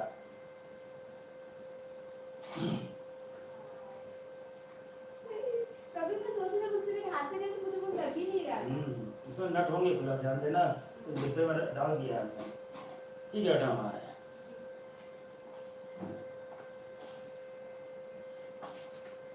Standing, it also marks the beginning of Jolie's transformation from a troubled teenager and self-destructive young woman.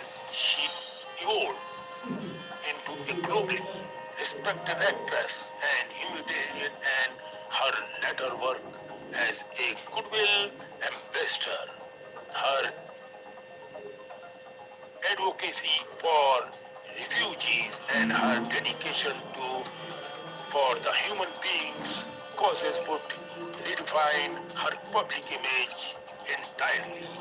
Angela Jolie life story is not one of simple success but of constant struggle throughout the life, and with a heavy high quality courage in Angela I saw myself right now.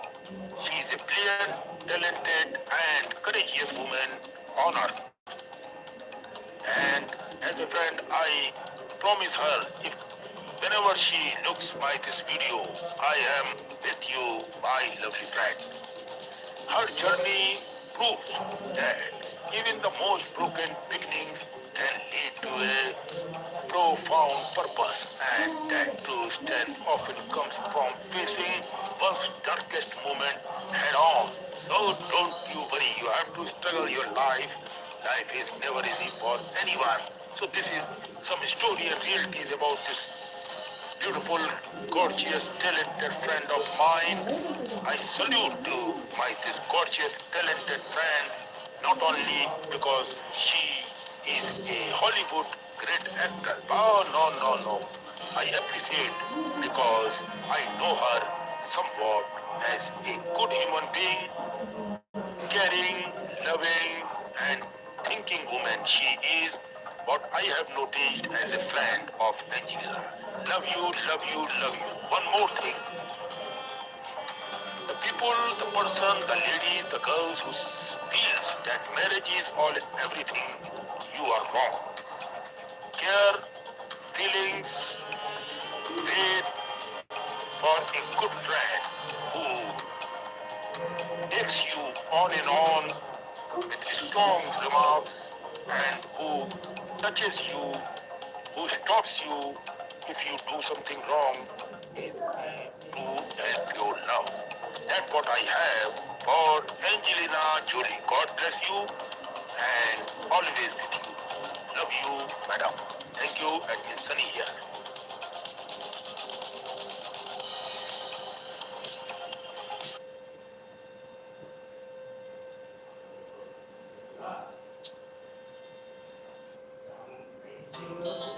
Our hearts beat to the city streets. We began to feel the fire.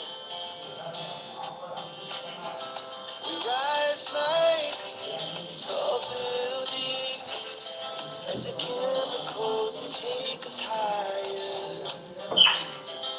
The night's young, it has just begun.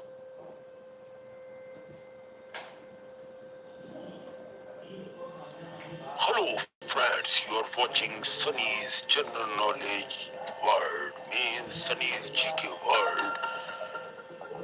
On this video, we will provide some very fascinating and unique informations about the past, about the world.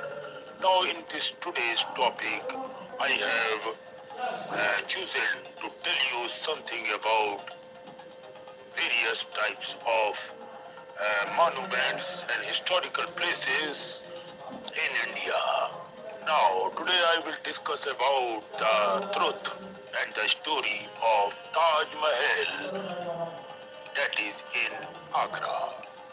So, before starting this video, I request you to please hit the subscribe bell and like button below this video so that whenever we launches our new video, you will never get to miss that upcoming video.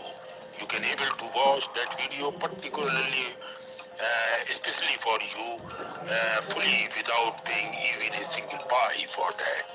So click the subscribe bell and like, and also one more thing.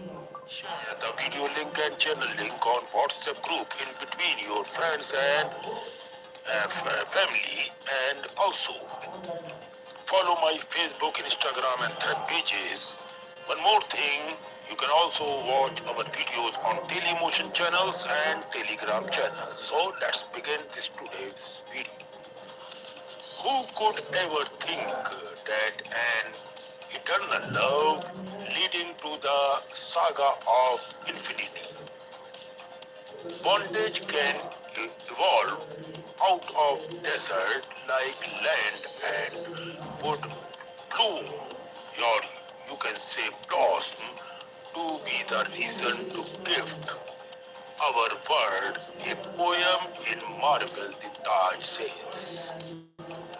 No image of the Taj, neither on canvas nor on celluloid, can adequately express its conceptual imaginary nor convey the legend, the poetry and the romance that shrouds what Rabindranath Tagore calls a teardrop on the cheek of time.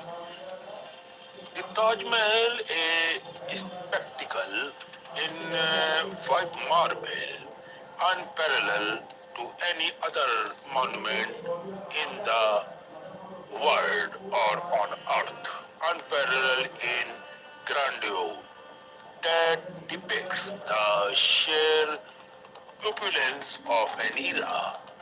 The awesome structure, the monument of love that Mughal Emperor Shah Jahan gave to the world, stands as a testimony of his intense love for his wife Mumtaz Mahal. It is a romance celebrated in marble and glorified with precise and semi-precise precious stones, and that the way to appreciate it. Uttar Pradesh, the land of the Taj, is rich in its cultural heritage and has always been a prominent arena of politics and various types of parties engage in that since the ancient time. Agra, the city of the Taj and once the capital of the Mughal Emperor during the 16th through the early 18th centuries, enjoys a close proximity to the national capital city of New Delhi. Tourists from all over the world try to come here. Tourists from all over the world visit Agra to make a pilgrimage to Taj Mahal, India. Most famous architectural wonder in a land where a magnificent temples and edifices abundant to remind visitors about the rich civilization of a country that is slowly but surely lifting itself into a industrialized society as well. Taj Mahal means crown palace and is in fact the most well preserved and archaeologically you can say as far as art wise and beauty and the cutting of stones and its beautiful dome in the world made by various white marble itself looks beautiful. The English poet Sir Edwin Arnold had described the Taj as not a piece of art as other buildings are, but the proud passions of an emperor's love wrote in living stones. It is a romance celebrated in marble and glorified with precious and semi-precious stones, and that's the way to appreciate it. Taj Mahal stands on the bank of river Yamuna, which otherwise deserves as a wide most defending the great Red Fort of Agra, the center of the Mughal emperors until they moved their capital to Delhi in 1637. It was built by the fifth Mughal emperor Shahjahan in 1631 in memory of his third but the most favorite wife. In fact, his soul-mate Mumtaz Mahal, a Muslim Persian princess. She died while accompanying her husband in Burhanpur in a campaign to crush a rebellion after giving birth to her 13th child. The death so crushed the emperor that all his hair and beard were said to have grown snow white in a few months. When Mumtaz Mahal was still alive, she extracted four promises from the emperor. First, that he built the Taj. Second, that he should marry again. Third, that he be kind of their children. And fourth, that he visit the tomb on her death anniversary. However, due to ill health and being under house arrest by his own son and successor to the throne, that man is Aurangzeb, buried him from continue to keep the last promises. The Taj rises on a high, red sandstone base topped by a huge white. This is a very, very beautiful story. A huge white marble terrace on which rests the famous dome flanked by four tapering minarets. Within the dome lies the jewel inlaid cenotaph of the queen. So executes is the workmanship that the Taj has been described as having been designed to giant and finished by jewelries.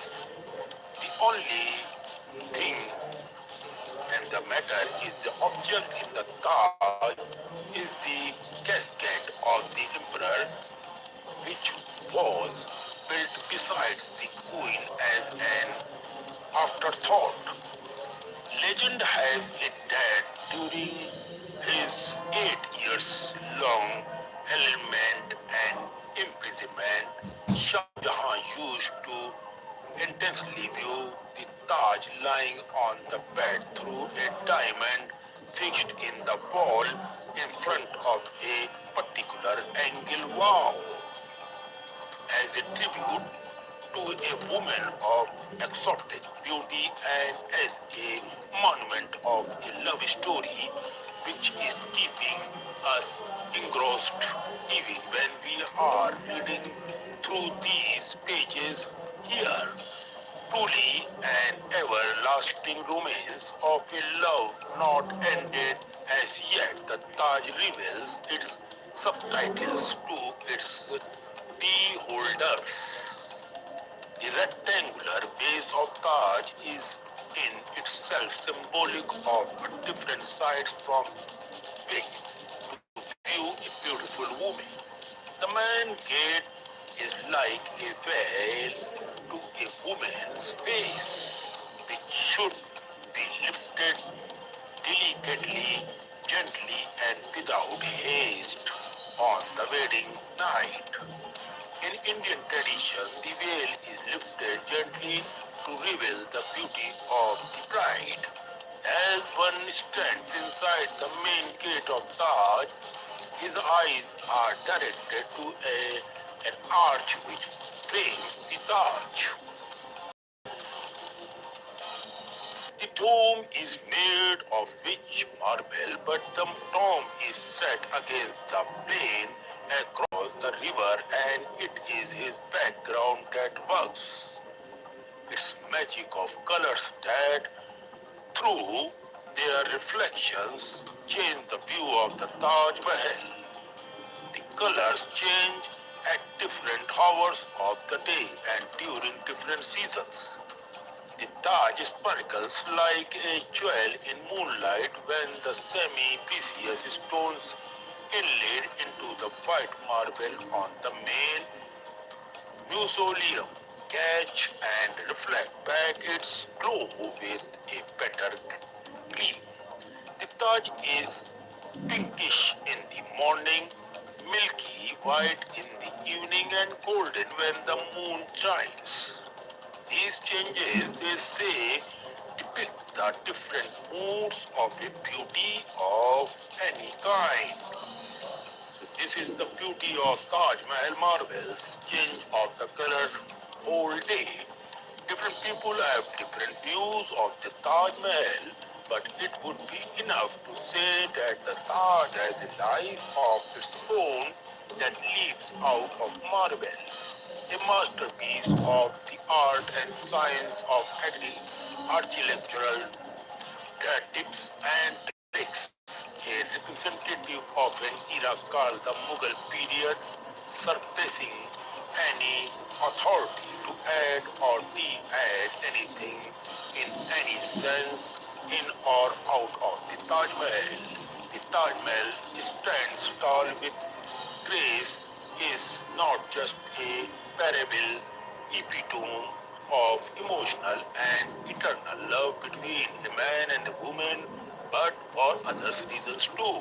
Emperor Shah, who commissioned the construction of the Taj Mahal, desired to create it also as a symbol of solemnity, harmony, purity, and spirituality as well.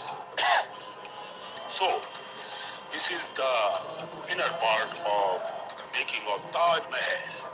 The Taj is simply a majestic tribute to an exotic beauty. The saga of the Taj would be half told if the mighty related to its not mentioned. Like many a great buildings, the Taj Mahal has its myths and legends. It seems that there is more fiction on the Taj than serious scholars research. Several of these stories belong solely to oral traditions and are told by the guide. Some are so established that they form a popular history of the monument and have made their way into guidebooks, and some have been taken up by scholars or even created by them and thus become part of the surely a strong debate itself. What are the facts more regarding this beautiful monument? To the last category belongs the oldest tale tales of the Taj. Here, the most widely known is the story of the second Taj, the Black Taj, which Shah Jahan intended to build in black marble opposite the present mausoleum right now on the site of the Mehta Park. It goes back to the Jean Baptist Tavernier, who, when at Agra in 1965 AD, reported that Shah Jahan began to build his own tomb on the other side of the river, but the war with his son interrupted his plan totally and unable to Aurangzeb, who regime at present is not disposed to complete it. Saja was put under house arrest by his own son and successor by force Aurangzeb. The latter did not agree with his father on most issues and was particularly opposed to him building a black Taj like this as his own mausoleum, you can say. Or, upon Shah Jahan's death, Aurangzeb made the body of the emperor who got the body of his beloved Mumtaz is a golden casket from Burhanpur to Agra, carried in a boat by only two men and buried him in next to his wife is probably the simplest manner. Saja, the emperor who fulfilled the wishes of his beloved, could not find fulfillment of his own wish to build a black Taj to express his mourning for the beloved Queen Mumtaz Mahal even after his death. That was the serenity in the beauty of the love. This is the story of Taj Mahal. I have told you this is the basic what happened that time by the emperor or her love. I hope you loved it and please make sure to hit the subscribe bell and like below this video so that I will be bringing another good video very soon. And also share the video link on WhatsApp group, Facebook, Instagram and on other groups. Thank you so much.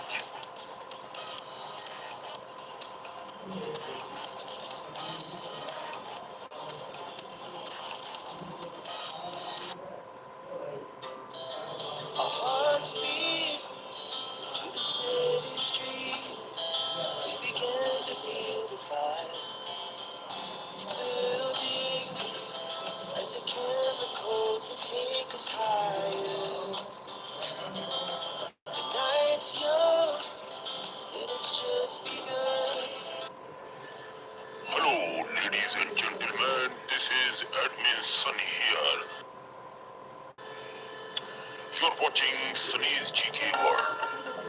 In this video, I will going to discuss the importance and the beauty of one and only beautiful country in its class, and that is New Zealand.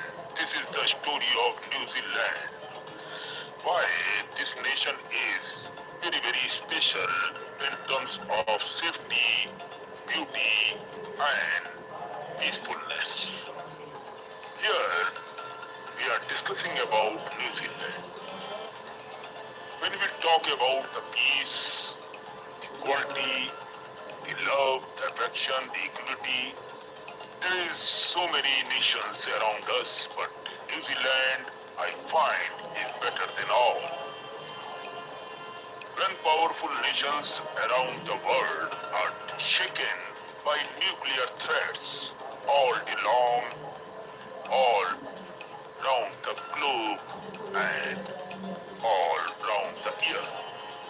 When powerful nations around the world are shaken by these attacks, these wars, these nuclear threats, and the fear of war, when tensions rise between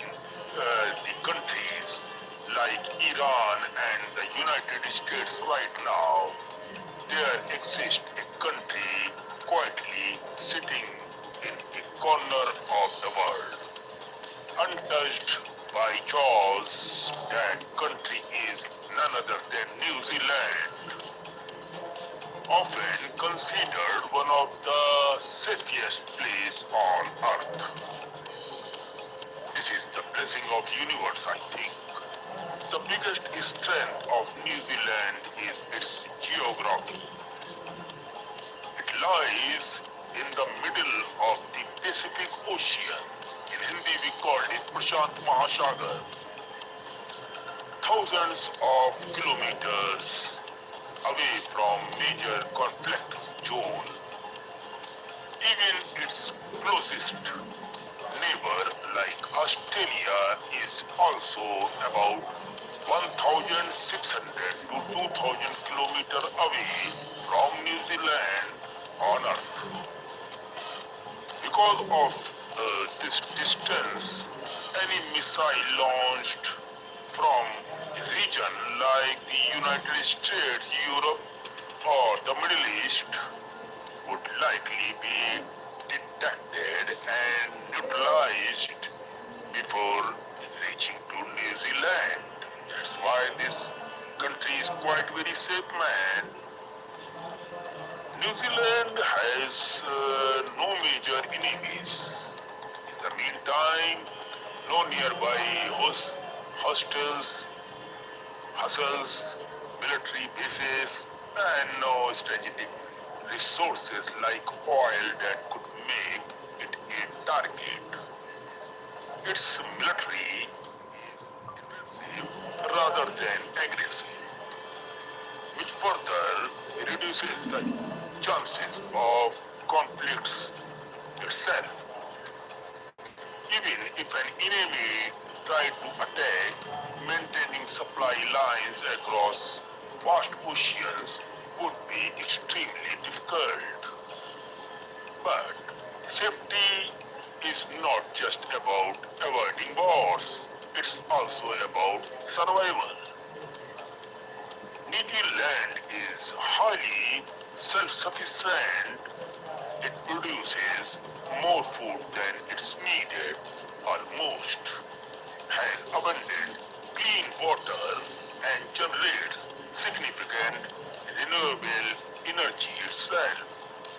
Even if global supply chains collapse, the country can sustain itself by its own. So this is the beauty of New Zealand. Population, those who are staying there, man, love you all and it's sunny here. Because of this, many billionaires are reportedly buying land and building bunkers in New Zealand, seeing it as a safe haven in case of global disaster. In fact, New Zealand declared itself a nuclear-free zone in the 1980s itself, and it does not allow nuclear-powered or nuclear-armed ships into its port to enter.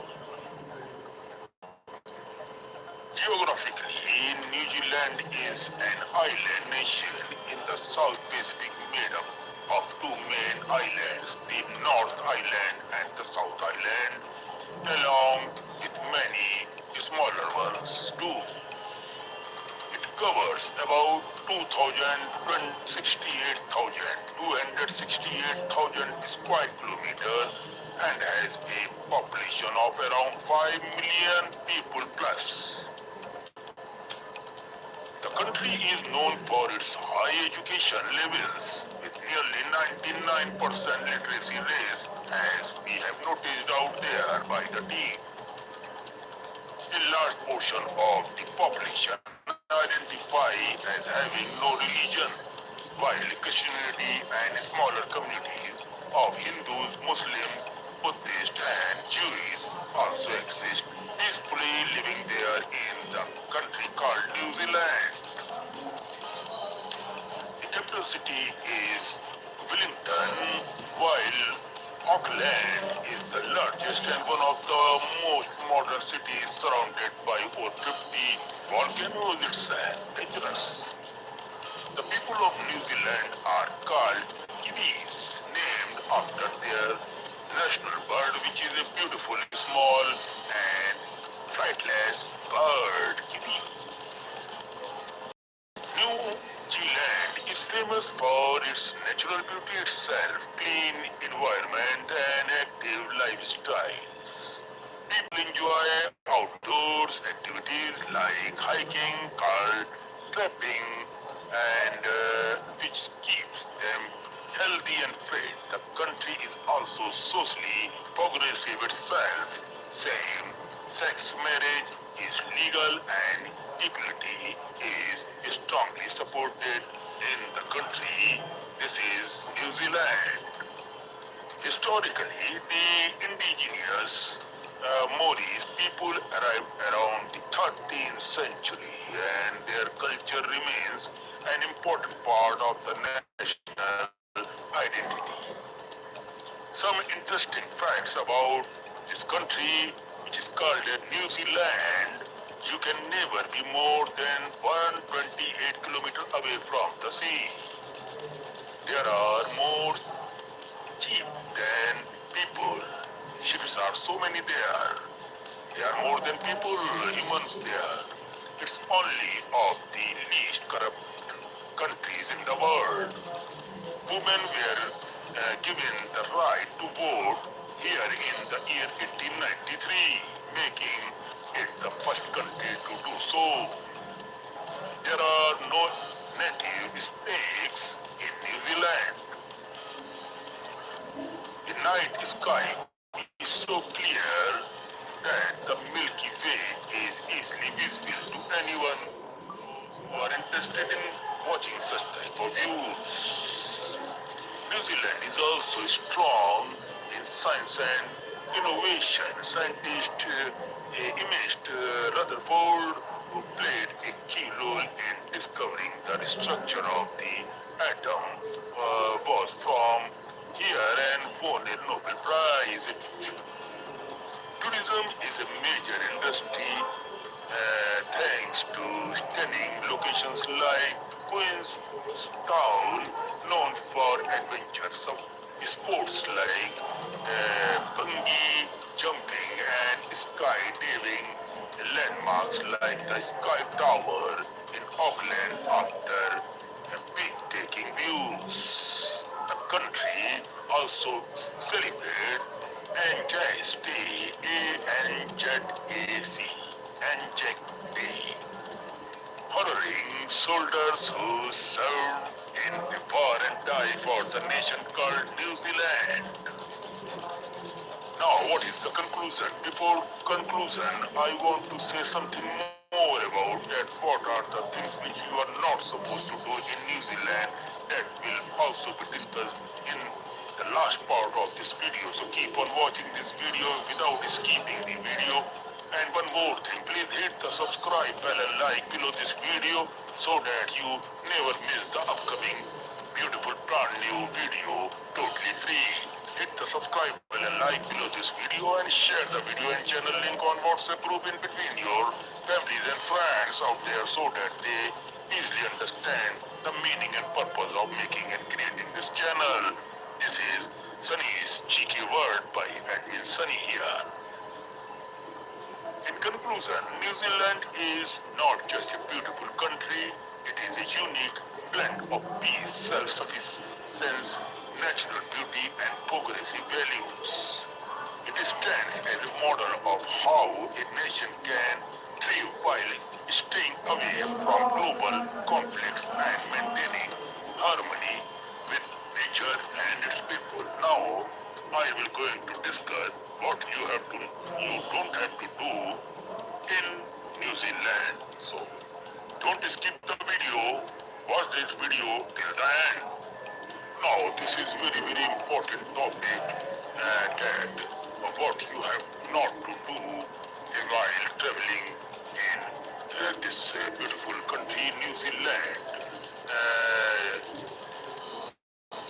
There are the problems of different languages, Portuguese, English, Hindi and others, along with random word songs, references and ideas, it does not from single clear story. The passage jump between many topics like mentions of people and names like Mini means married, just in Bible. Now, famous phrase like I have dreams. Music styles such as rock, rap, hip hop, and many more. So this is very, very important to understand. Mentions the brand of things like Disney, Frozen, craft foods, bits of technology like camera, speed test, hardware, gaming, fantasy elements like burning, and very, very more other things. New Zealand is being talked about a real, beautiful, and safe country. It highlights good people, peaceful lifestyle, and natural beauty out there in this country called New Zealand. You have to be very, very careful while you are driving and on the roads of New Zealand. New Zealand has certain more things of risk, but if you are careful, you can do it by your own. So we will be back very soon with some another beautiful story of any other beautiful nation like New Zealand. So before leaving, please hit subscribe and like and join this channel totally free and share on WhatsApp groups in between your family and friends, and also visit my Facebook page, Instagram and thread pages, and our video also uploaded on this Telegram channel, WhatsApp, and other areas. So please keep on visiting our site. Thank you so much. Take care of yourself.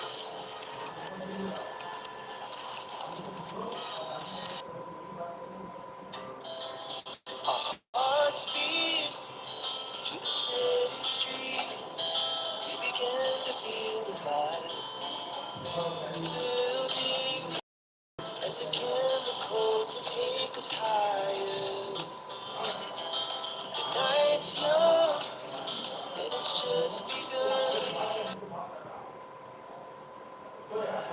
Hello, ladies and gentlemen. This is admin Sunny here.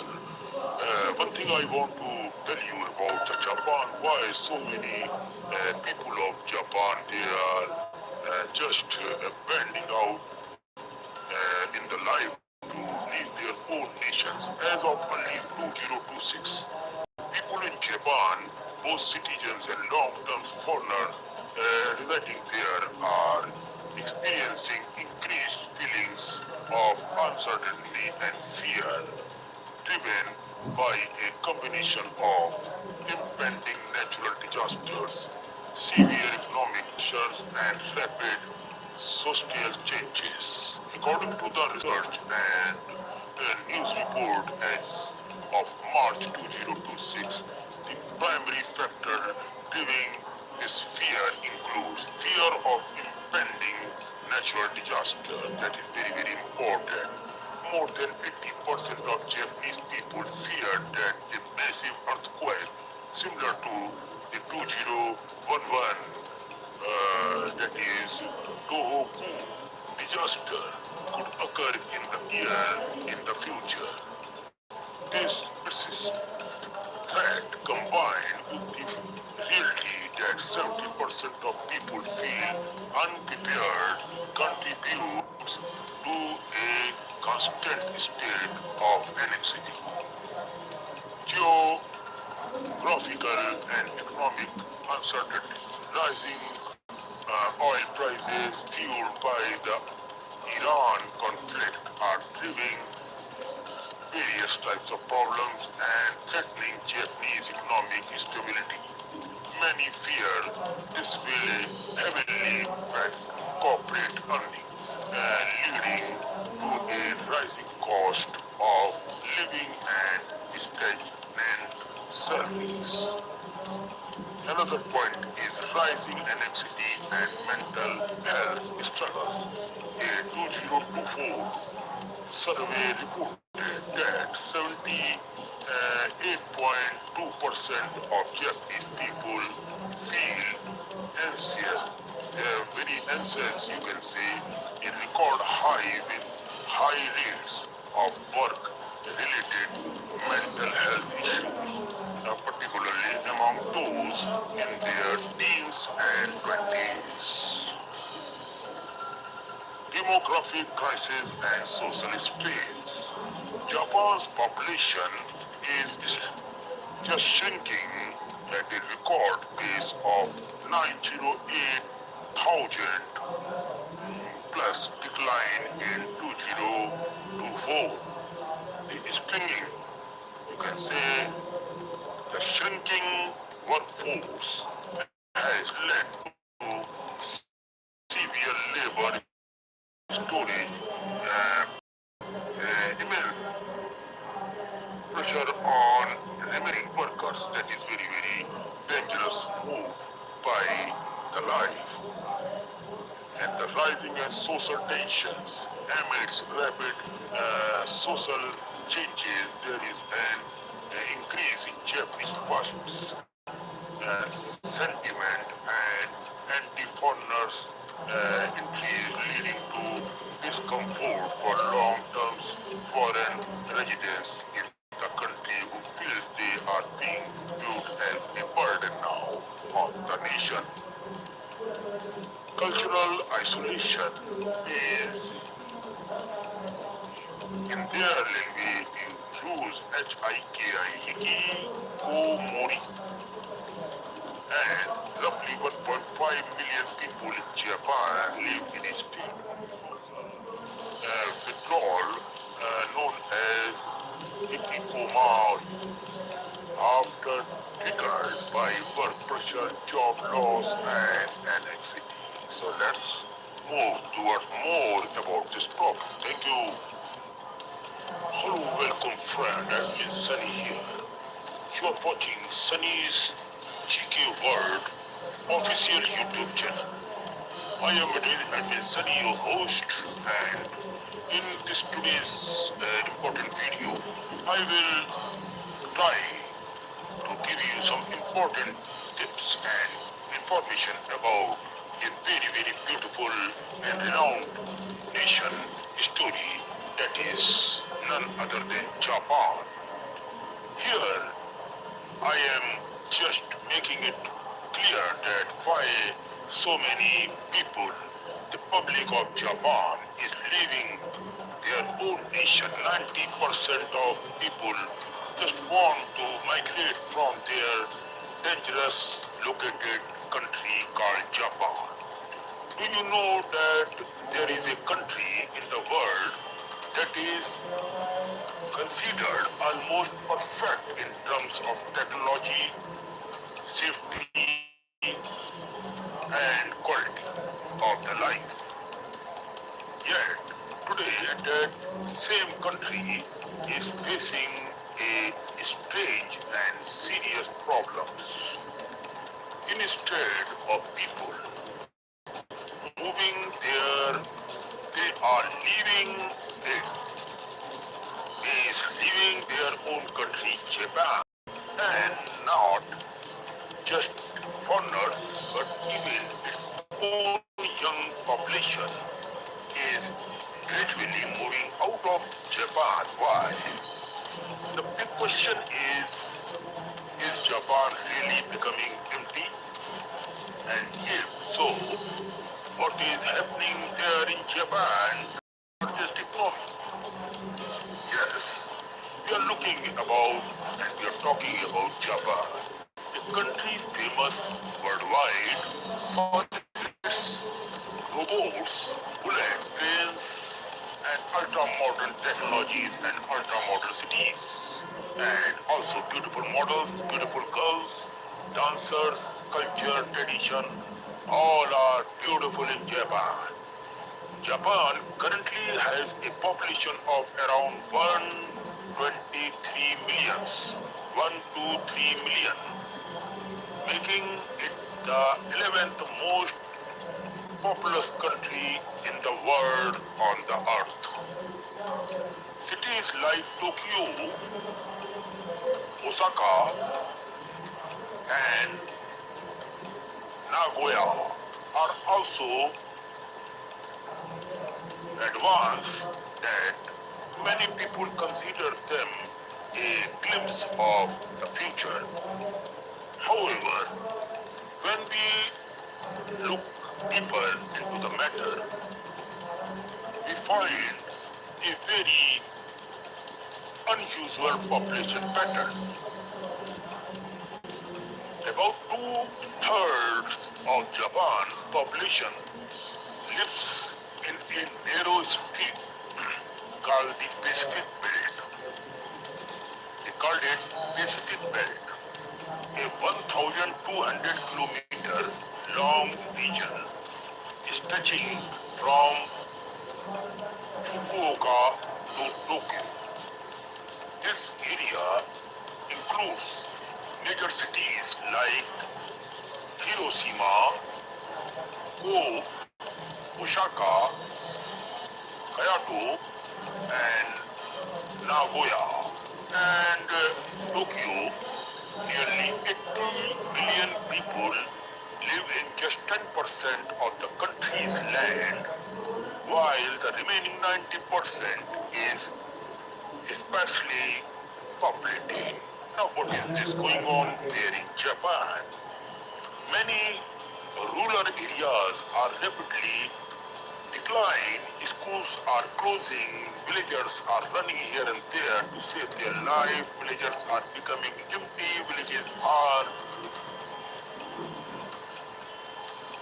getting vacated by the people, and abandoned houses called Akia are increasing so much that the government is offering them at very, very low prices. One major reason for this is Japan's geography. About 73% of the country is mountainized, leaving very little land for cities and farming. Historically, people settled near coastal plains like the, you can say, Kanto, Novi, and Kansai plains, where cities like Tokyo developed. Tokyo itself is the largest metropolitan area in the world, and with over 14 million people. However, before proceeding more on into this video and topic, I request you all to make it very, very clear to hit the subscribe bell and like below this video. And after clicking on subscribe bell and like, your duty is to share the video and channel link on WhatsApp, Facebook, Instagram, and to the various groups so that people know each other and more people attach with these channels to get a proper and fair information. So it's your duty to hit the subscribe bell and like, and you can also watch my videos on Daily Motion channels, Telegram channels, and also on WhatsApp channel. So I'm talking about, however, the biggest issue now is Japan aging population and declining birth rate. That is very, very important. Every year the population is sticking. Prime Minister Fumio has told last year, has called this one of Japan's biggest national challenges. The government has introduced financial support for families, child care, subsidies and policies to help working mothers. But the problem is still not able to be solved in the minds of the people who don't want to live in Japan. Even former Prime Minister Shinzo Abe tried to address this through economics reforms and by increasing workforce participation among women and the elderly, but population decline continued. A new trend is also emerging. Young Japanese people are moving abroad. They are just running towards America, Europe, and other countries like Russia and all. Unlike, as I have told you, a new trend is also emerging. Young Japanese girls and boys, especially girls, after taking education from there, they are just running off Japan. Japanese people are moving abroad. Unlike the past, where people work their entire lives in one company, today youth seek better salaries, freedom, and lifestyles. Countries like the United States, Canada, Australia, and parts of Europe are becoming more attractive. Why? At the same time, fewer foreigners are choosing Japan due to challenges like difficult Japanese language, strict corporate culture, long working hours. Economically, Japan has also struggled since the 1990s asset bubble collapse, leading to slow growth. Future GDP growth is expected to remain around 0.5% to 1%, one of the lowest among developed countries nowadays. The biggest concern is the shrinking working age population, which has already declined by about, you can say, 16% since 1995.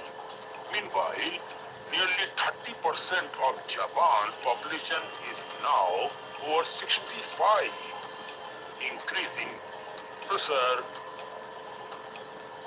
on healthcare, pensions, and government spendings. Although unemployment is low, around 2.5%, you can say, the real issue is labor shortages and low productivity, limiting industrial growth. Now, this situation also connects with India. India has one of the youngest populations in the world. While Japan is rapidly aging, this creates an opportunity to recent years. India and Japan have increased cooperation in technology, manufacturing, and skill development. Many Indian students and professionals are working in Japan, especially in sectors like automobiles, robotics, and electronics items. India could be part of the solution for Japan workforce shortage. However, a critical question remains still. If birth rate continue to fall, young people keep leaving and foreign workers don't arrive in large numbers, Japan population may decline even faster in the future. Despite being a major global economy, Japan is now at a turning point. It must find new solutions, whether through immigrations, economic reforms, and advanced technologies like robotics and AI in trade. On this, one thing is certain, Japan's story is not just about one country. It may be a preview of the future challenges that many developed nations also going to be faced. As a creator, it's my duty to tell the entire world what is exactly going on in another country, not only in Asia or India, and not only in one nation. It's our duty as a creator, as a social media influencer, that I have to tell you the reality, what is going on, and why this new generation is running towards Europe, Russia, and other countries, and leaving their own nation, Japan. Please think about your country. Please respect and love your country. That is very, very important. This video will be also be done and reformed in Japanese language, so that what mistakes Japanese are doing will be converted into their Japanese language. After this video, next video will be turned into their Japanese language. so that Japanese young boys and girls can understand what I mean to say and why I have created this video in their own language, that is in Japanese language. Thank you, and make sure to hit the subscribe button and like below this video and share on WhatsApp group in between your friends and family so that they also know something more about the world. Thank you so much. Love you all.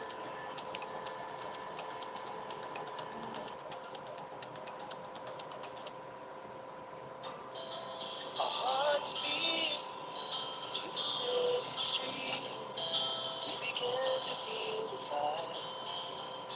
Buildings as the chemicals they take us higher. The night's young and it's just begun. Hello, wonderful people out there. Today I am here at Miss Sunny, and you're watching my general knowledge channel. Sunny's General Knowledge means Sunny GK World. My friends, today I bought a very important topic, and that is the history of entire Europe. The historical, the places to visit in Europe. So, due to the fact this video is too long to handle, and that's why I have decided to take some help from other sides. But this is my creation, and I have created this video only for educational use and to pick up the lives of many or thousands of newcomers, those are facing the problem of deep general knowledge in their lives. So I have decided to make this beautiful video for that. Hope you love it, and I only request you to, if you liked any single part of the video, please hit the subscribe button, like below this video, and your job is to share the video link on your WhatsApp groups in between your family and friends around the globe. And also follow my Facebook, Instagram and Thread pages. And one more thing, we also upload our videos on Motion channels and on Telegram channels. So make sure to hit the subscribe button, like, and let's begin this beautiful video at Miss Sunny here. Let's start. The ultimate guide to historical places to visit in Europe. Europe is a living museum. Across its cities, islands, mountains, and countryside, you will find layers of civilization built upon one another. From prehistoric stone circles and Greek temples to Roman arenas, medieval castles, Renaissance cathedrals, and powerful 20th century memorials. Each monument reflects political power, religion, art, war, trade, and human ambition. Below is a detailed exploration of the most important historical places to visit in Europe, organized by era and region. Prehistoric and ancient Europe image. 1. Stonehenge, England. Stonehenge, built between 3000 and 2000 BC, Stonehenge remains one of Europe's greatest prehistoric mysteries. Massive standing stones, some transported over 150 miles, are arranged in a circular formation aligned with the summer and winter solstices. Archaeologists believe it functioned as a ceremonial and astronomical site. Visiting at sunrise or sunset offers a powerful connection to Europe's earliest spiritual traditions. 2. Acropolis of Athens, Greece. Acropolis of Athens. The Acropolis represents the height of classical Greek civilization, 5th century BC. It includes the iconic Parthenon, dedicated to the goddess Athena. The harmony, balance, and precision of its design shaped Western architecture for centuries. The Acropolis Museum nearby deepens understanding of ancient democracy, philosophy, and art. Colosseum, Rome. Colosseum, constructed between 70 to 80 AD. This massive amphitheater could seat over 50,000 spectators. Gladiator contests and dramatic performances showcased Roman engineering brilliance and imperial power. Nearby Roman forum ruins allow visitors to walk through the political heart of ancient Rome. Now 4. Pont de Garde, France. Pont de Garde, a 3-tiered Roman aqueduct bridge built in the 1st century AD. It demonstrates Rome's advanced infrastructure. It once carried water over 30 miles to the city of Venice. Now 5. Italy, Pompeii. When Mount Vesuvius erupted in 79 AD, Pompeii was frozen in time.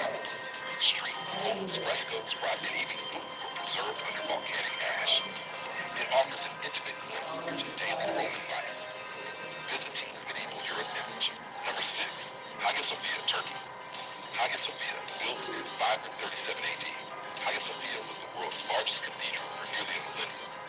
Its enormous dome and golden mosaic symbolize Byzantine architectural genius. It later became a mosque and now functions as a mosque again, reflecting layers of religious transformation. Number 7. Notre Dame Cathedral.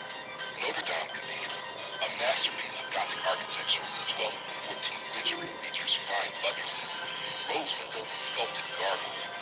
It represents medieval Christianity's spiritual power. 8. Alhambra, Spain. Alhambra.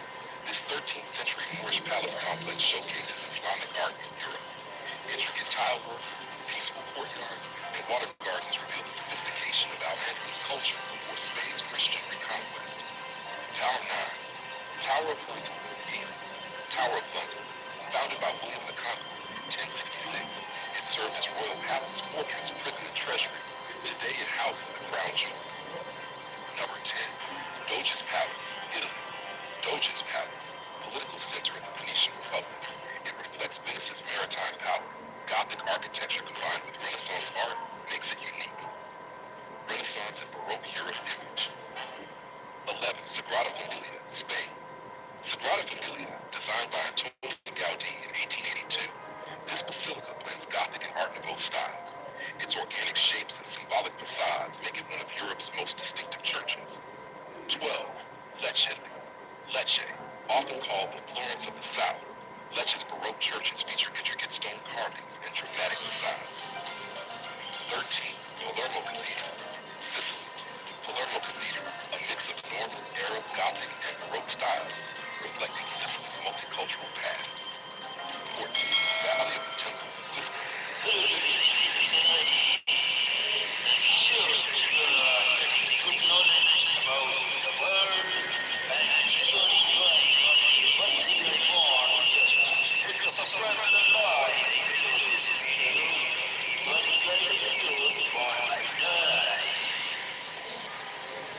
Europe's highest active volcano, shaping Sicily's agriculture and folklore.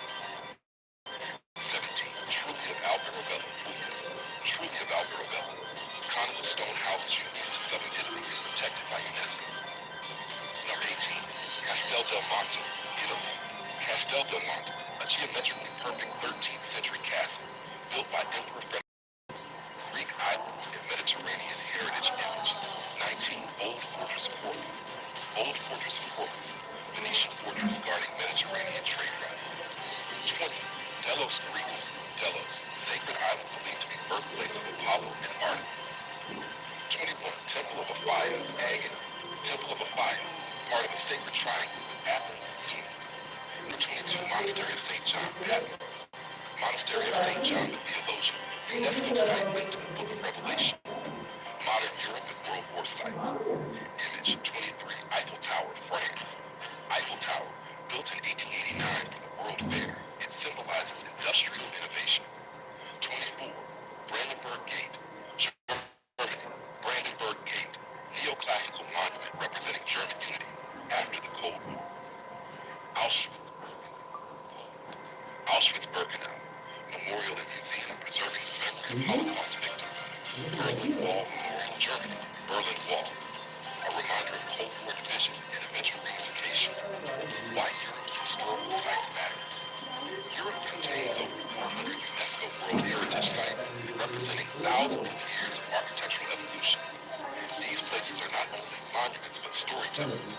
Reveal the birth of democracy in Greece, Roman engineering mastery, Islamic art in Spain, Christian Gothic cathedrals, Renaissance creativity, Industrial Revolution innovation, lessons from World Wars, from the prehistoric stones of England to the marble temples of Greece and the castles of Italy, Europe offers an unparalleled journey through human civilization. If you would like, from prehistory to the modern age, Europe's story stretches back over 18,000 years, evolving through prehistoric cultures, classical civilizations, empires, religious transformations, artistic revolutions, and world wars. Below is a deeper exploration of these eras and the that define them. Prehistoric and ancient. See 16,000 BC to 500 AD. Image, prehistoric Europe. Civilizations. One of the earliest advanced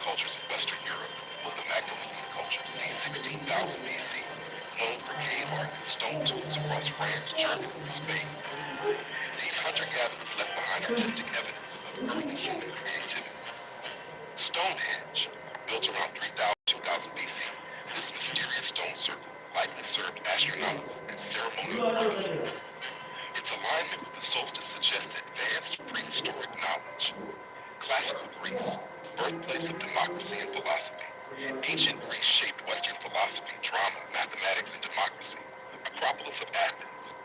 The Acropolis stands as a symbol of classical Greek achievement. Parthenon, dedicated to goddess Athena, representing harmony and proportion in architecture. Roman Empire, engineering and expansion. The Roman Empire, 27 BC, 476 AD, united much of Europe under one political and cultural system. Colosseum, a massive amphitheater, 70 to 8 AD, hosting gladiator games. Pont du Gard, Roman aqueduct bridge demonstrating advanced engineering. Pompeii, city preserved by volcanic eruption in 79 AD. Dag, Roman and Byzantine legacy, 353 AD image. As Rome declined, the Eastern Roman, Byzantine Empire preserved classical knowledge and Christian tradition. Hagia Sophia, built in 537 AD, it was the world's largest cathedral for nearly 1,000 years. Its dome is a masterpiece of Byzantine engineering. Venetian Castle shows layers of Byzantine and Venetian rule, Mediterranean. Monastery of St. John the Theologian, founded in 1088, linked to the Book of Revelation. Panagia Ekatantopiliani, one of the oldest Christian churches in Greece. Medieval and Renaissance Europe, 500 to 1600, image medieval period. Feudal kingdoms, crusades, Gothic cathedrals, and fortified castles define this era. Alhambra, a Moorish palace complex reflecting Islamic art and architecture in Spain. Notre Dame Cathedral, Gothic architecture with flying buttresses and stained glass. Doge's Palace, political center of the Venetian Republic. Renaissance and artistic revival. Europe rediscovered classical knowledge, leading to scientific and artistic breakthroughs. Sagrada Familia, designed by Antoni Gaudí, blending Gothic and modernist styles. Modern era World War, 1700 to 20th century. Image, Industrial Revolution. Europe led technological and industrial growth. Eiffel Tower, built in 1889, symbolizing industrial progress and engineering innovation. World War II and division. The 20th century reshaped Europe politically and emotionally. Brandenburg Gate, the symbol of German reunification after Cold War division. Reminder of the Holocaust tragedy. Sicily, a living museum of civilizations. Image Sicily reflects Greek, Roman, Arab, Norman, and Spanish influence. Valley of the Temples, Greek temples in remarkable condition. Villa Romana del Casale, 4th century Roman mosaics. Mount Etna, Europe's highest active volcano. Palermo Cathedral, Arab Norman architectural blend. Greek Theater of Taormina, overlooking Etna and the sea. Puglia, southern Italy's hidden treasure image, truly of Alvaro Bello, conical stone houses. Lecce, known as Florence of the South of Baroque style. Ostum, the White City, Basilica di San Nicola, pilgrimage site of St. Nicholas. Castel del Monte, geometric medieval fortress. Greek islands, mythology and maritime power image.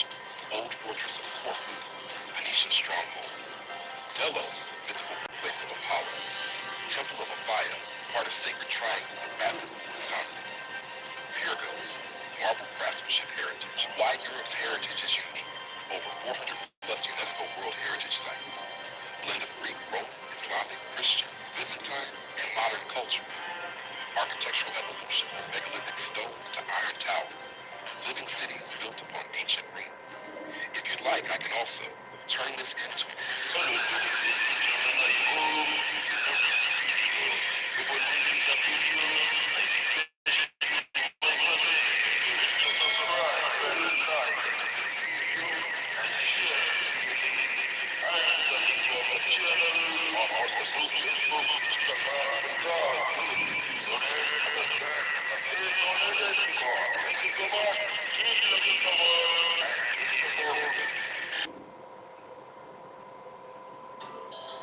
Our hearts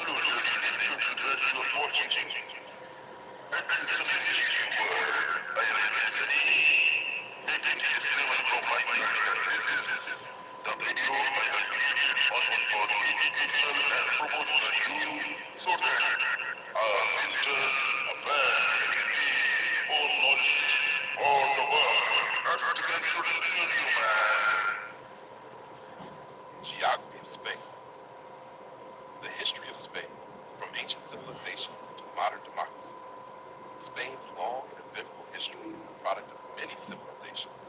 Iberians, Celts, Romans, Visigoths, and Moors, each leaving behind enduring cultural, architectural, and linguistic influences.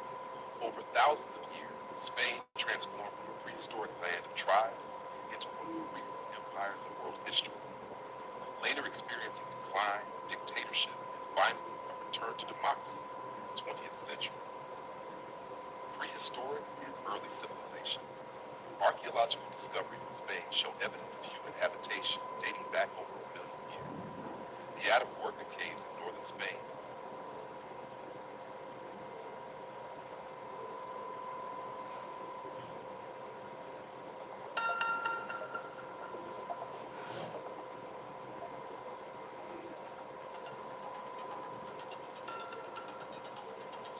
Hello guys, welcome.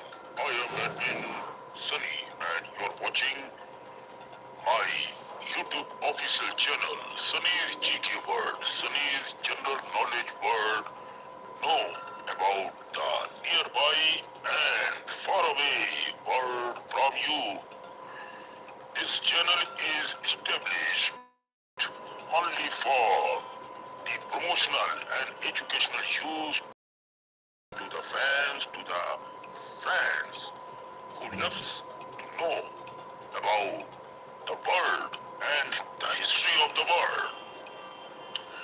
This is a unique channel which describes anything in long form, in the form of long videos, so that step by step my fans, my followers and my friends can understand step by step in clean ways. Today, I bought this video concerning about the fact about the great country Canada. This is the story of Canada. Before starting this video further, I request you all that when we are taking hard work for my fans and friends and followers around the globe, it's your duty to click on subscribe, bell and like these 3 buttons under any one video on this channel and share the link of video and channel on WhatsApp group, Facebook groups, Instagram and Pinterest groups. Also, it's your duty to follow me on Facebook page, Instagram page and on Threads. Our videos are also promoted on Daily Motions and Telegram channels also. Please search my channels and join there also. Today, I am here with the story behind a big nation, Canada. Canada's story began with the arrival of indigenous people. Hello दोस्तों, नमस्कार। आप देख रहे हैं Sunny's जी के world. इस channel पर हम आपको बहुत ही ज्ञानवर्धक चीजों के बारे में, देशों के बारे में और पर्सनालिटीज के बारे में आपको पूरी तरीके से जानकारी देने की प्रयास किया जाता है। आज के इस वीडियो में मैं आपको कनाडा के बारे में बताने जा रहा हूँ। कनाडा का इतिहास क्या रहा है। इस वीडियो को प्रारंभ करने से पहले आपसे मेरा अनुरोध है कि आप इस चैनल से सबसे पहले जुड़ जाने के लिए इस वीडियो के नीचे दिए हुए लाल रंग का वो जो सब्सक्राइब का बटन है, इसको आप दबा लें, क्लिक कर लें, बेल आइकॉन को क्लिक कर लें और लाइक बटन को दबाने के बाद इस वीडियो के लिंक को और इस चैनल के लिंक को आपको व्हाट्सएप ग्रुप्स में, अपने रिलेटिव्स, फ्रेंड्स सर्किल में के ग्रुप में शेयर कर देना चाहिए ताकि ये विशेष वीडियो उन तक पहुंच सके। ये आपका काम है और साथ में आपको फेसबुक, इंस्टाग्राम, थ्रेड साइट्स पर भी मेरे पेज और साइट को फॉलो करना चाहिए और हमारे वीडियो डेली मोशन चैनल्स और टेलीग्राम चैनल और व्हाट्सएप पोस्ट होते हैं तो वहां पर भी जाकर चेक करके आप हमसे जुड़ सकते हैं। कनाडा का इतिहास स्वदेशी निवासियों, फ्रांसीसी और ब्रिटिश उपनिवेशीकरण क्या है ये मामला, और फिर एक स्वतंत्र राज्य में इसके विकास की एक महान गाथा हमने प्रस्तुत करने जा रहे हैं। इसी स्टोरी का इंग्लिश अनुवाद भी इसी चैनल पर आएगा। 1867 यानी 1867 में ब्रिटिश उत्तर अमेरिका अधिनियम के माध्यम से कनाडा का एक डोमिनियन बना और 1982 में संविधान के स्वदेशीकरण यानी पैट्रिएशंस के साथ ये पूरी तरीके से एक संप्रभु संसदीय लोकतंत्र बन गया। कनाडा का इतिहास के प्रमुख चरण क्या क्या थे? मूल निवासी और यूरोपीय खोज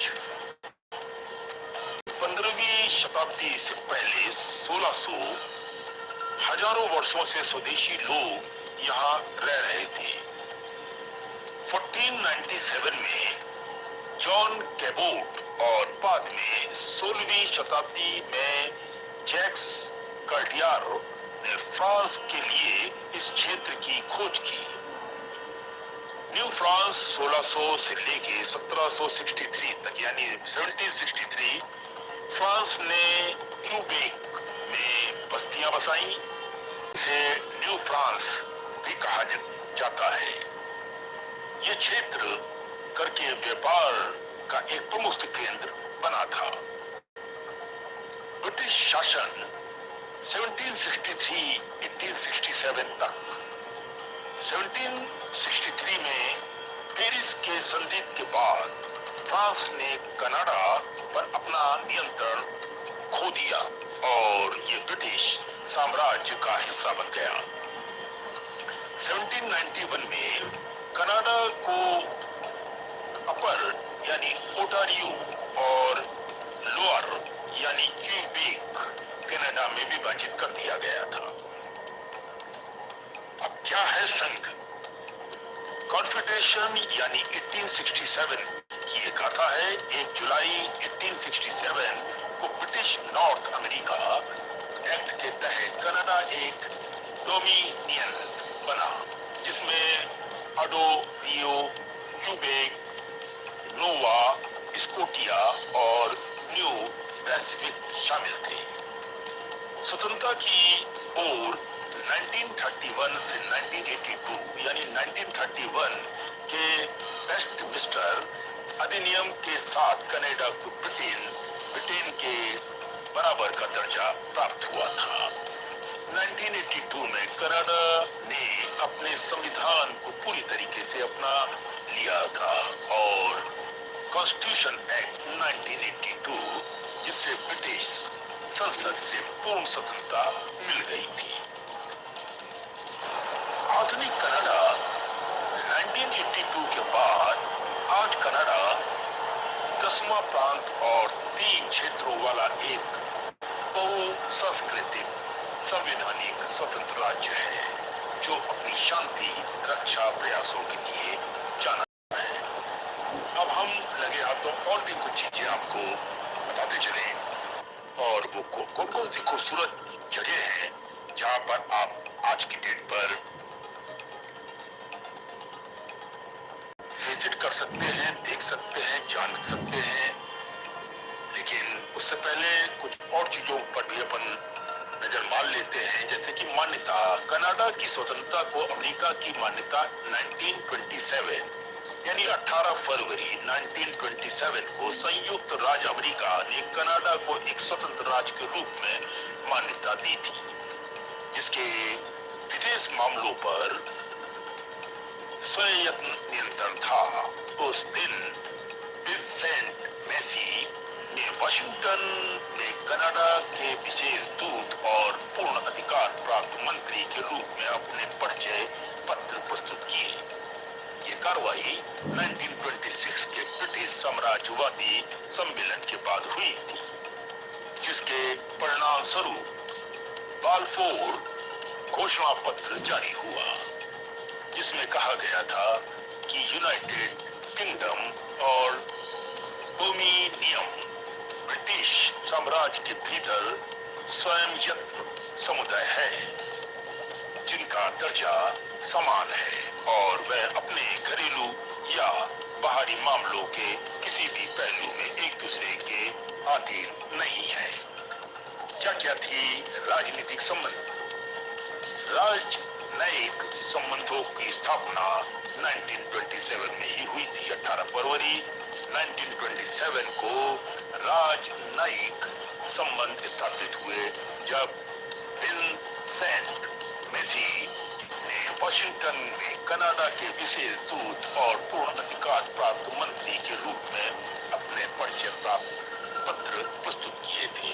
ओटावा में अमेरिकी दूतावास की स्थापना 1927 ओटावा में अमेरिकी दूतावास की स्थापना 1 जून 1927 को हुई थी जब विलियम फिलिप्स ने विशेष दूत और पूर्ण अधिकार प्राप्त मंत्री के रूप में अपने परिचय पत्र को प्रस्तुत किया था। बहुत सारी ऐसी चीजें हैं जो कनाडा से रिलेटेड है और इसी कड़ी में हम आपको बहुत ही खूबसूरत और भी नजारे दिखाते हैं। साथ साथ में आज ये जो मॉडर्न कनाडा है उसके बारे में और हम आपको थोड़ी और जानकारी देते हैं। कनाडा ऐतिहासिक स्थलों का एक समृद्ध खजाना है जो वाइकिंग्स के समय से लेकर औपनिवेशिक काल तक की कहानी बताता है। प्रमुख स्थानों में ओल्ड क्यूबेक यानी यूनेस्को स्थल, न्यू फाउंडलैंड में लॉन्स ऑक्स, विडोज एंड वाइकिंग बस्ती शामिल है और साथ में लुइसबर्ग का किला इसमें शामिल किया जाता है।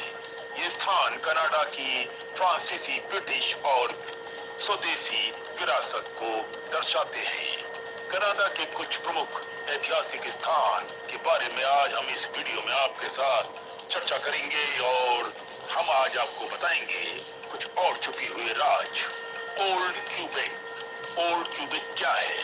ये 17वीं सदी का एक ऐसा शानदार किला रहित शहर है जो अपनी दीवारों यानी फोर्टिफिकेशंस के लिए प्रसिद्ध है, जो उत्तरी अमेरिका में एकमात्र बची हुई दीवारें हैं। लॉन्स ऑक्स मेडोज ये न्यू फाउंडलैंड के रूप में भी माना जाता है। ये उत्तरी अमेरिका में प्रमाणित पहली नॉर्स वाइकिंग बस्ती है जो लगभग 1000 साल पुरानी है। लुइसबर्ग का किला यानी fortress of Louisbourg, Nova Scotia, ये 18वीं शताब्दी का एक विशाल पुनर्गठित फ्रांसीसी किला है जो उस समय के सैन्य और आर्थिक जीवन का जीवंत दृश्य प्रस्तुत करता रहता है। फोर्ट एनी क्या चीज है? फोर्ट एनी यह है नोवा स्कॉटिया में। कनाडा के सबसे पुराने राष्ट्रीय ऐतिहासिक स्थानों के ऊपर अगर नजर डालें तो स्थानों में से एक जो कनाडा में यूरोपीय उपनिवेशीकरण के इतिहास को दर्शाता है। प्रिंस ऑफ वेल्स फोर्ट ये क्या है? Prince of Wales Fort Hudson Bay Company द्वारा 18वीं शताब्दी में निर्मित एक पत्थर का तारा आकार का की एक किला है। बहुत ही खूबसूरत देखने में हजारों पर्यटक हर साल वहां पर जाते हैं इन नजारों को देखने के लिए। ग्रीन गेबल्स हाउस एक साहित्य प्रेमियों के लिए एक प्रसिद्ध स्थान है जो लोकप्रिय उपन्यास एनी ऑफ ग्रीन गेबल्स से जुड़ा हुआ है। सीएन टावर ये भी एक ऐतिहासिक रूप से आधुनिक 1976 फिर भी ये कनाडा के इंजीनियरिंग विकास का एक बेमिसाल नमूना और प्रतीक के रूप में शामिल है। ऐसे शानदार जगहों पर देखने के लिए आप कनाडा एक बार जरूर जाना चाहिए। कनाडा के इतिहास में और भी बहुत ही आकर्षित करने वाली चीजें हैं जो अब मैं आपको बताने बताने जा रहा हूँ। कनाडा और उसका समृद्ध इतिहास। किसी देश का इतिहास केवल पुरानी किताबों या भूले किस्से ग्रंथों में ही अभी तक माना जाता रहा है, बल्कि ये देश के हर कोने में व्याप्त है। आपको बस यही जगह ढूंढनी होगी। ये पुराना किला, सुरक्षित गली व स्मारक इस बात का प्रमाण है कि संघर्ष, विजय और दृढ़ता की कहानियां आज भी हमें आकार और आकर्षित करती रहती है। कनाडा भी इसका अपवाद नहीं है।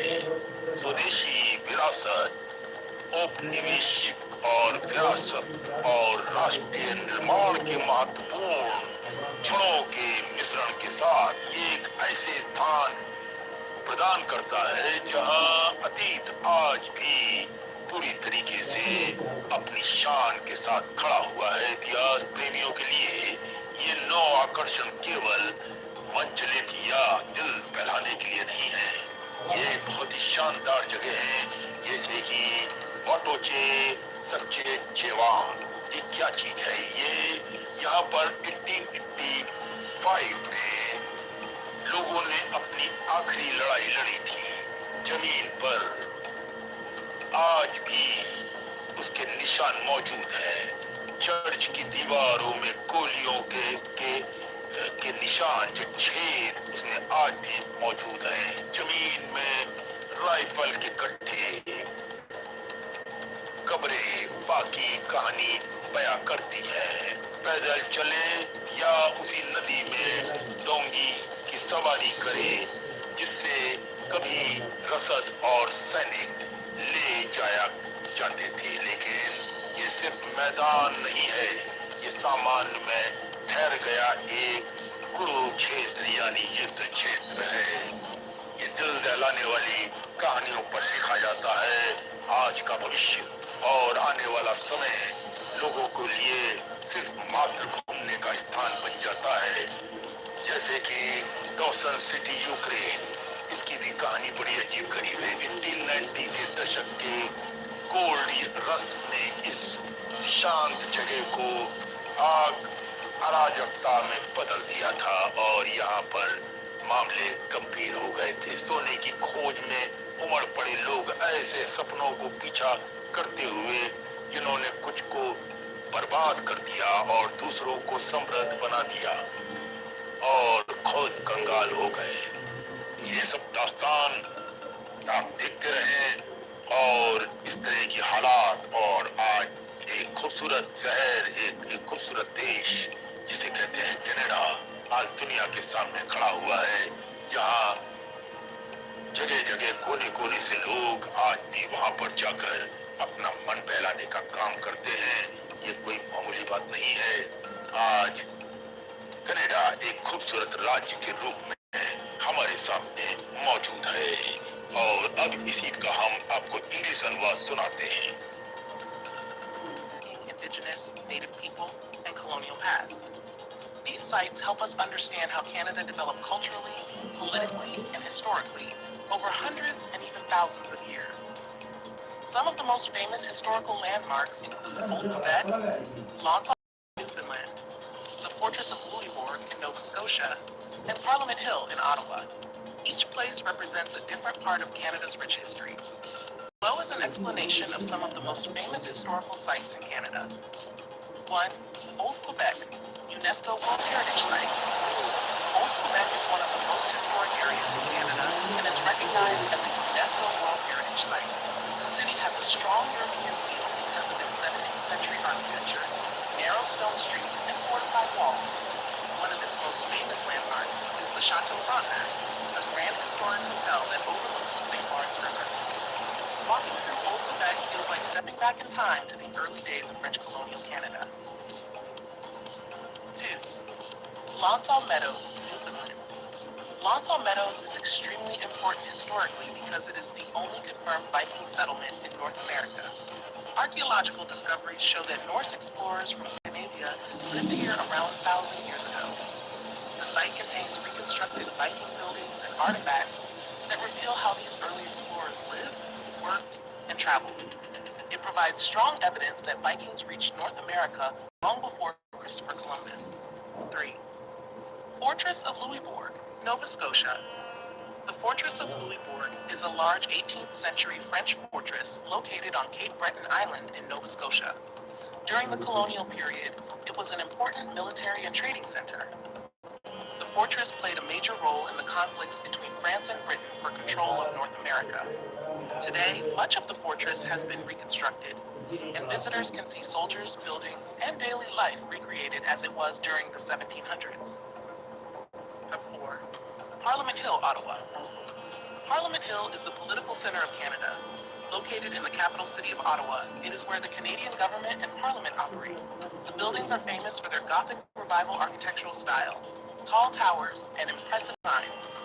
One of the most recognizable features is the Peace Tower, which symbolizes Canada's national identity and democracy. 5. Canadian Museum of History, museums, restaurants, and scenic waterfront views. 8. Hatley Park, National Historic Site.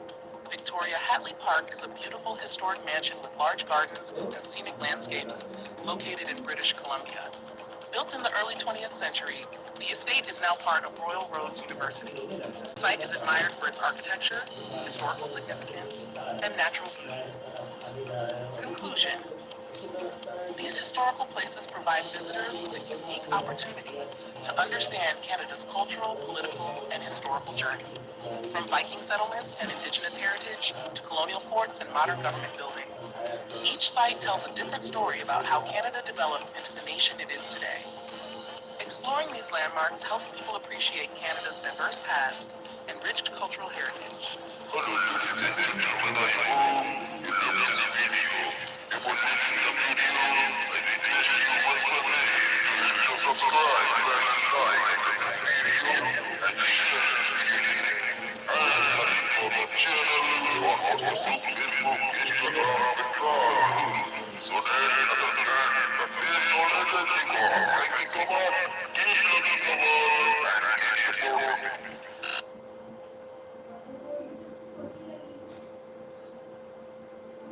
इनकी अब एक काम तुम करो करवाने का थोड़ा सा 2 काम एक तो इसमें से कंप्यूटर वाला स्क्रूड्राइवर निकाल दो और एक वाला पीसी निकाल ला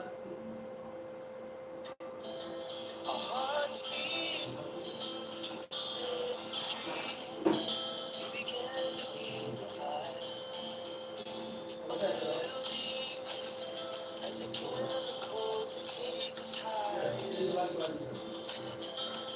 night's young and it's just begun.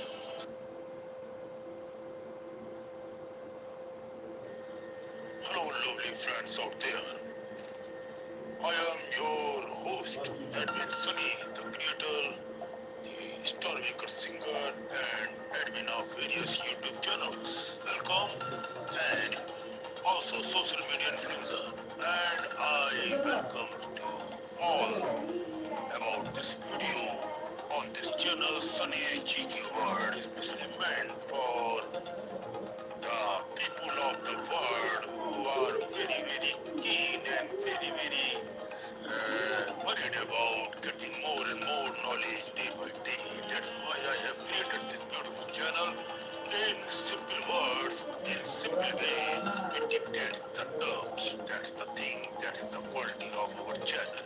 I love my all international friends around the globe, from Italy, America, Canada, France, Paris, Russia, Japan, Malaysia, Singapore, Thailand, India, Indonesia, Vietnam, and rest of the places in Europe and Africa.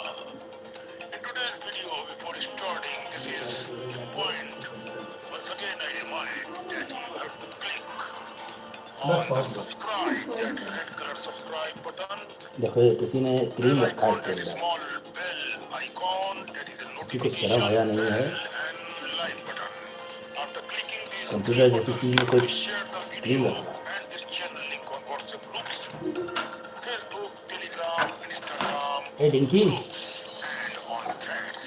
Our video वो host किसी टट्टी पड़ी है It offers an incredible combination of history, art, architecture, natural beauty, and culture.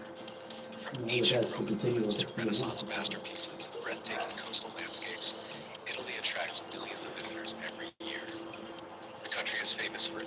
historic cities, scenic countryside, dramatic mountains, and charming seaside villages. Travelers can explore famous landmarks, enjoy world-class cuisine, and experience unique regional traditions. Below is an explanation of Italy's most famous destinations, regions, and the best time to visit. Rome, the Eternal City.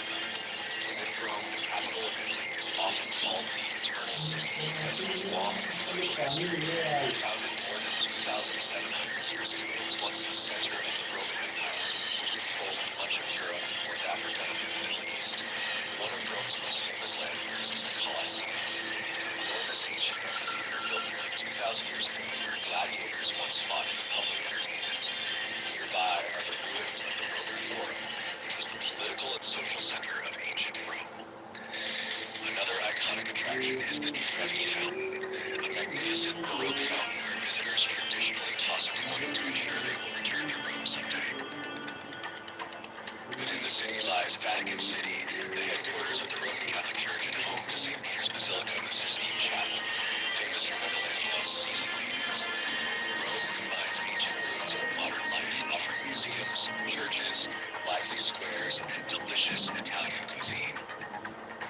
Florence, the heart of the Renaissance. Image. Florence is considered the birthplace of the Renaissance, a cultural movement that revived classical art, science, and literature in Europe during the 14th to 17th centuries. The city is famous for its artistic heritage and stunning architecture. Has one building used in Florence Cathedral, also known as the Duomo, the massive red dome designed by Filippo Brunelleschi. This architectural masterpiece dominates the skyline of Florence.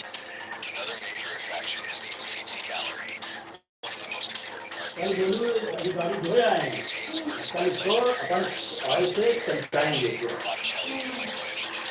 Florence also features the Ponte Vecchio, a historic bridge lined with shops that cross the Marne River. The city's streets, churches, and museums make it one of the best places in the world to explore Renaissance art and culture. Venice, the city of canals. Venice is one of the most unique cities on Earth. Built on more than 100 small islands of land, the city has no roads. Instead, transportation takes place through canals. The most famous waterway is the Grand Canal, which winds through the city and is lined with beautiful historic palaces. Visitors often explore Venice by riding gondolas.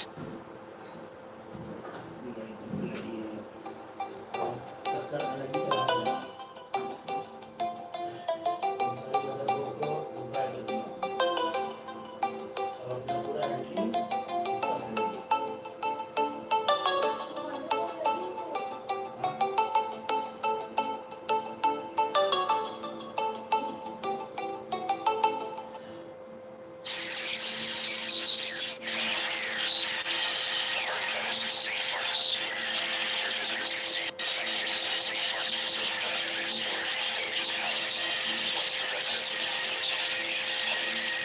Another famous landmark is the Rialto Bridge, one of the oldest and most iconic bridges crossing the Grand Canal. Venice is famous for its romantic atmosphere, historic architecture, and annual Venice Carnival, where people wear elaborate masks and costumes. Amalfi Coast, Italy's scenic coastline village. The Amalfi Coast is one of Italy's most spectacular coastal regions. Located in southern Italy along the Mediterranean Sea, it is famous for its steep cliffs, colorful villages, and stunning sea views. One of the most famous towns on the coast is Positano, known for its pastel-colored houses built on cliffs overlooking the sea. The narrow streets are filled with shops, restaurants, and cafes. Another beautiful destination is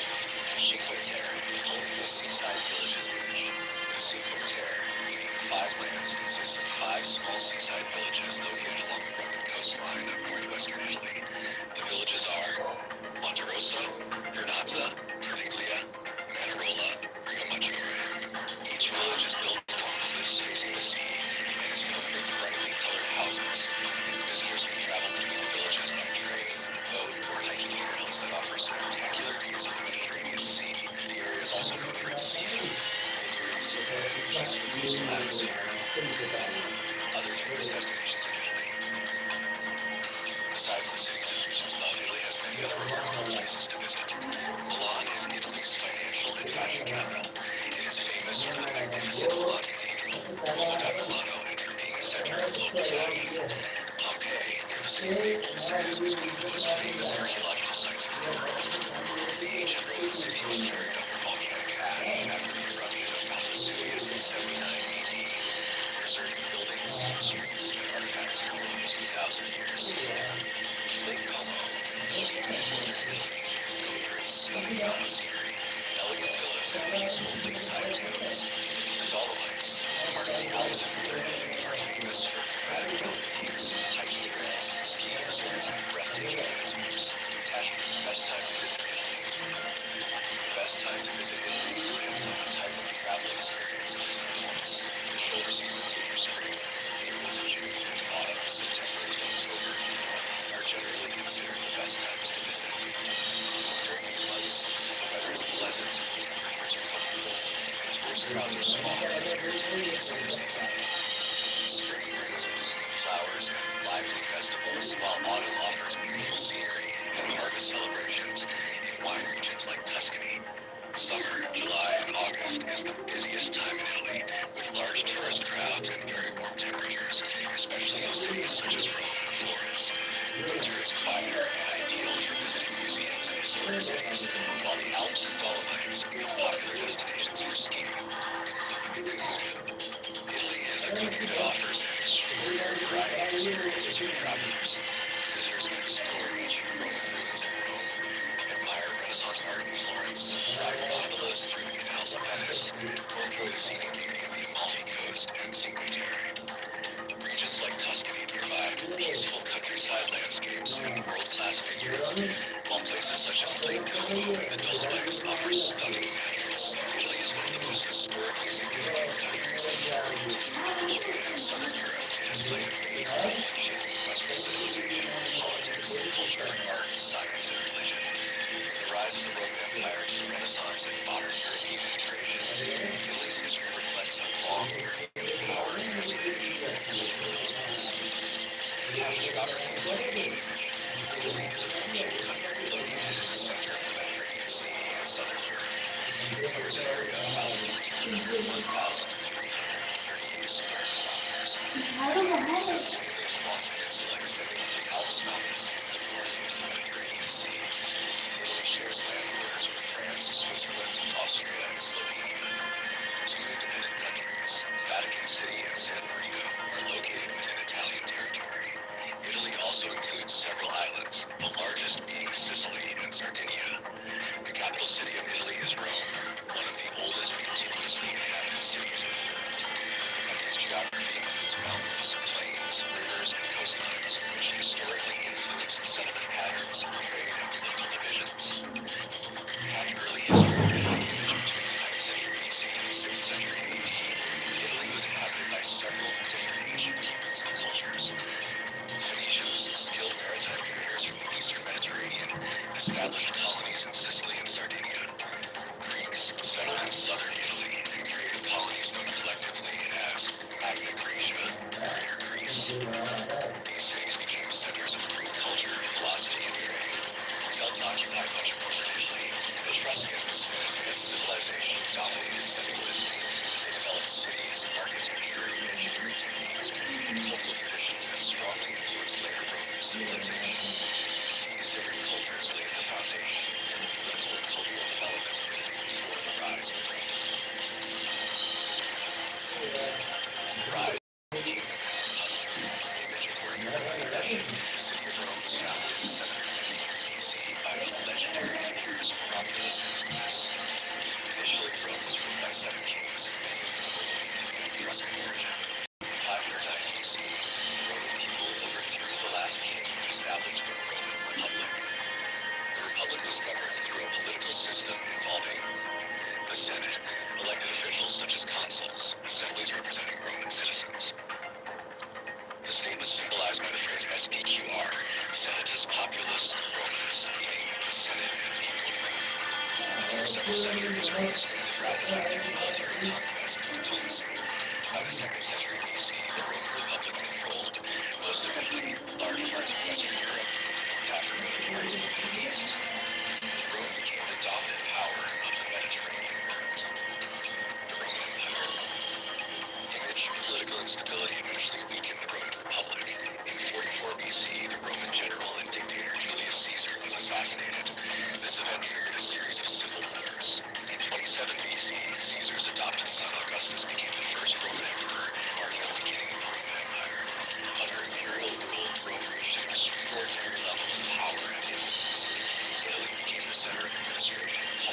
decline of the empire. The empire reached its greatest territory extent during the reign of Emperor Trajan, 98 to 117 AD. At this time, it stretched from Britain in the west, North Africa in the south, the Middle East in the east. Roman achievements included engineering and architecture, roads, aqueducts, and canals, development of law and governance, spread of Latin language and culture.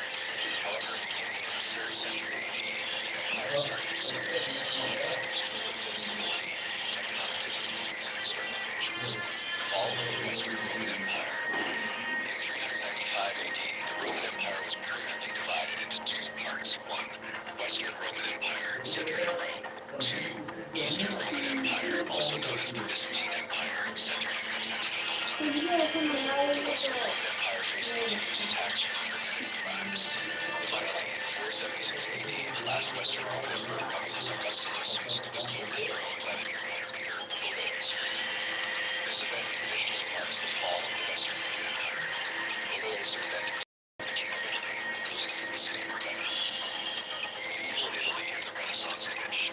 During the Middle Ages, Italy was divided into many small kingdoms and powerful city-states, such as Florence, Venice, Milan, Genoa, Naples.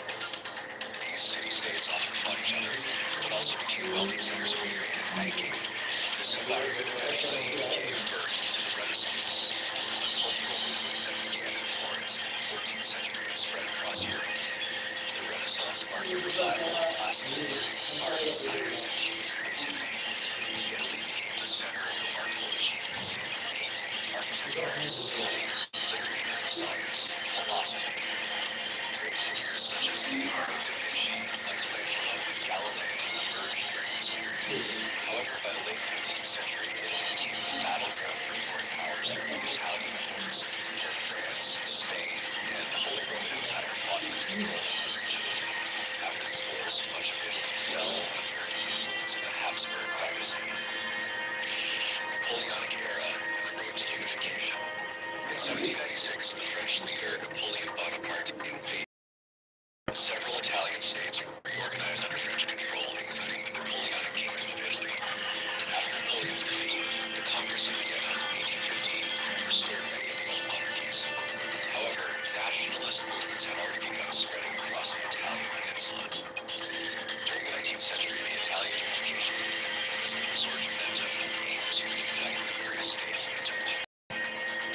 Key figures included Giuseppe Garibaldi, Count Niccolo di Cavour, King Victor Emmanuel II,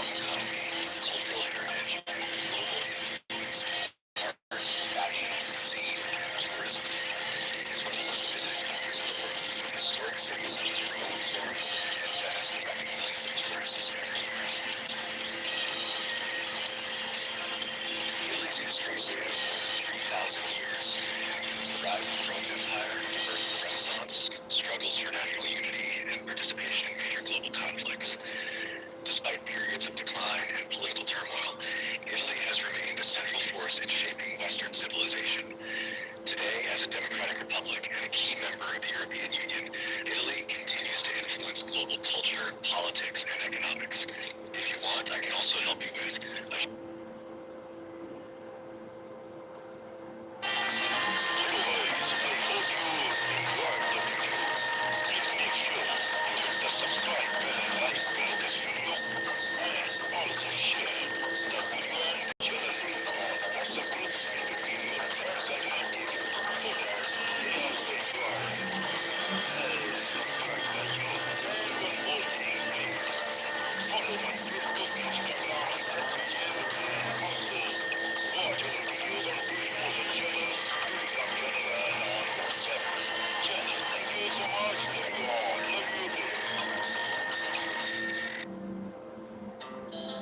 Our hearts beat to the city streets. We began to feel the fire. Buildings as the chemicals that take us higher. The night's young and it's just begun. Hello, ladies and gentlemen, you're watching Itinerary World. I am Anthony. Making this level from my side that this is the video I have created only for educational and promotional use so that a visitor, a fan, can gain more knowledge for the world. That's the controlling video, man. Uzbekistan, a landlocked country in the heart of Central Asia, is a place where ancient history, warm hospitality, and everyday affordability come together in a way that feels almost unreal to many travelers. Once a vital part of the legendary Silk Road, Uzbekistan has for centuries connected East and West, and that legacy still shapes its culture, architecture, and people today. The story of Uzbekistan begins thousands of years ago, when great cities like Samarkand, Bokhara, and Khiva rose from the desert sands as centers of trade, science, and art. Merchants carrying silk, spices, gold, and ideas passed through these cities, making them some of the most important hubs in the world. Samarkand, often called the Pearl of the East, was famously developed by the conqueror Emir Timur Tamerlane in the 14th century. He turned it into a grand capital filled with stunning mosques, madrasas, and mausoleums, many of which still stand today with their dazzling blue tiles and intricate designs. Walking through Registan Square in Samarkand feels like stepping into a living painting. The towering madrasas, covered in geometric patterns and shimmering mosaics, reflect the brilliance of Islamic architecture. In Bokhara, the old city is so well preserved that it feels like time has paused. Narrow streets, ancient minarets, and bustling bazaars tell stories of traders and scholars who once shaped the intellectual life of the region. Khiva, another historic city, is like an open-air museum, with its mud brick walls and perfectly preserved buildings enclosed within ancient fortifications. But Uzbekistan is not just about history. It is also about its people, who are widely known for their kindness and hospitality. Uzbek culture places great importance on welcoming guests. It is common for locals to invite visitors into their homes, offering tea, bread, and traditional meals with genuine warmth. The people are diverse in appearance, reflecting centuries of cultural exchange along the Silk Road. You will see a mix of Central Asian, Persian, and youths made from ikat fabric, while men may wear embroidered caps known as dapi. These cultural elements give everyday life a vibrant and artistic feel. One of the most surprising aspects of Uzbekistan for many travelers is how affordable it is. Compared to many countries, the cost of living and travel here is remarkably low. A hearty traditional meal, such as plav, a rice dish cooked with meat, carrots, and spices, might cost only a few dollars in local restaurants. Fresh bread, known as naan, is both delicious and inexpensive, often baked in clay ovens and sold in local markets for a very low price. Transportation is also affordable. High-speed trains connecting major cities like Tashkent, Samarkand, and Bokhara are modern, comfortable, and reasonably priced.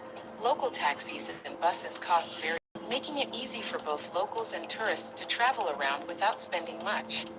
Hello, ladies and gentlemen. I hope you like the video. and share this video link and the link of Accommodation in Uzbekistan offers great value as well. From budget guest houses to charming boutique hotels located in historic buildings, visitors can find comfortable places to stay at prices far lower than in many Western countries. Even popular tourist cities, it is possible to enjoy a memorable and authentic experience without a high budget. Markets in Uzbekistan are full of life and color. Fruits, vegetables, spices, nuts, and dried fruits are sold at incredibly low prices. Uzbekistan is especially famous for its sweet melons in itself, with vendors calling out, offering samples, and engaging in conversation. Despite its affordability, Uzbekistan is rich in cultural and intellectual heritage. The region has produced some of the world's greatest scholars, including Al-Khwarizmi, the father of algebra, and Avicenna, Ibn Sina, a pioneer in medicine.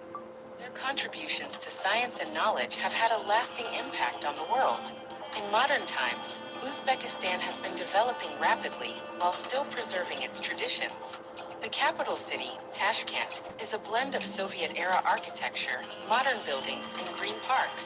It offers a different perspective compared to the ancient cities, showing how the country is moving forward while respecting its past. Tourism in Uzbekistan has been growing steadily as more people discover its hidden beauty. The government has made efforts to simplify visa processes and improve infrastructure, making it easier for international visitors to explore the country. What truly makes Uzbekistan special is the feeling it gives to those who visit. It is not just the stunning architecture or the low prices, but the sense of connection to history, to culture, and to people. Sitting in a courtyard with a cup of green tea, listening to stories, and watching golden sunset over ancient domes creates memories that stay for a lifetime. Uzbekistan is a place where the past and present live side by side. It is a country where you can walk through centuries-old streets in the morning, enjoy a delicious and affordable meal in the afternoon, and share laughter with friendly locals in the evening. Its beauty is not only in its monuments, but in its everyday life. For anyone seeking a destination that combines history, culture, affordability, and genuine human connection, Uzbekistan stands as one of the most remarkable places in the world.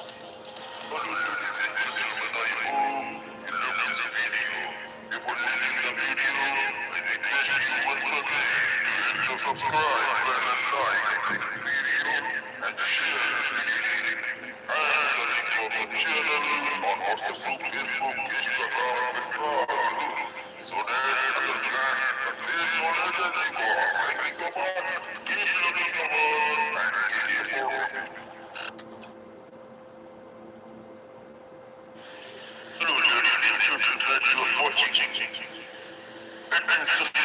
World. I am Anthony, making a disclaimer from my side that this is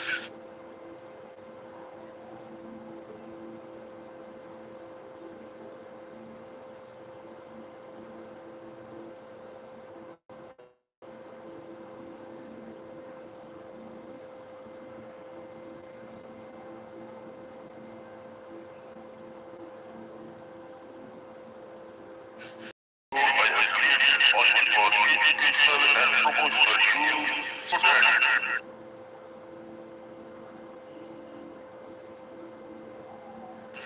Mr. Affair can increase own knowledge for the world.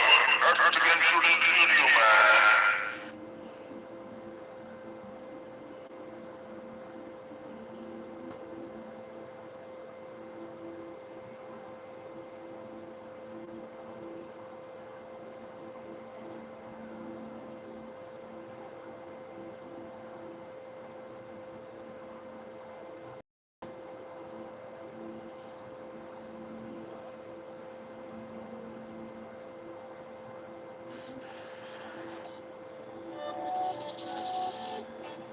The United States of America, with its rich and diverse history, is home to an extraordinary array of historical sites that tell the story of the nation's past.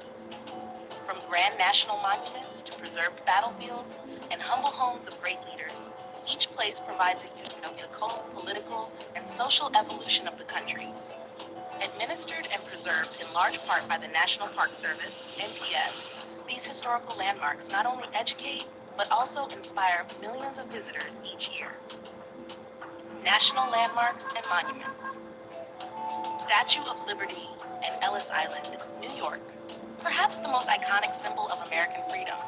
The Statue of Liberty was a gift from France in 1886 and stands as a beacon for liberty and democracy. Located in New York Harbor, it has welcomed millions of immigrants arriving in the United States. Just nearby is Ellis Island, which served as the busiest immigration inspection station from 1892 to 1954. Over 12 million immigrants passed through here, making it a deeply emotional and historical location for many American families. Mount Rushmore, South Dakota. This massive sculpture carved into the Black Hills of South Dakota features the faces of 4 U.S. presidents: George Washington, Thomas Jefferson, Theodore Roosevelt, and Abraham Lincoln. Mount Rushmore represents the ideals of freedom, democracy, and the American dream. It was completed in 1941 after 14 years of work and remains a popular destination for both its artistry and symbolic significance. Lincoln Memorial and Washington Monument, Washington, D.C. The Lincoln Memorial, with its grand Greek temple design and a giant seated statue of Abraham Lincoln, commemorates the 16th president's role in preserving the Union during the Civil War and promoting liberty. Nearby, the Washington Monument, a towering obelisk, honors George Washington, the first president and father of the country. Both sites are part of the National Mall and are central to America's national identity. Independence National Historical Park, Philadelphia, Pennsylvania, known as America's most historic square mile. This park includes Independence Hall, where both the Declaration of Independence and the U.S. Constitution were debated and adopted. Nearby, the Liberty Bell, a symbol of American independence, draws visitors from around the world. Philadelphia's role as the nation's first capital and the cradle of democracy is captured perfectly within this park.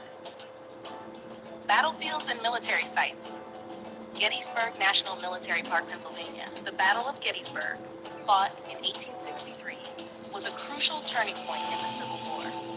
The park preserves the battlefield and numerous monuments dedicated to the soldiers who fought and died there. It is also the site of President Lincoln's famous Gettysburg Address, which redefined the purpose of the war and the nation itself.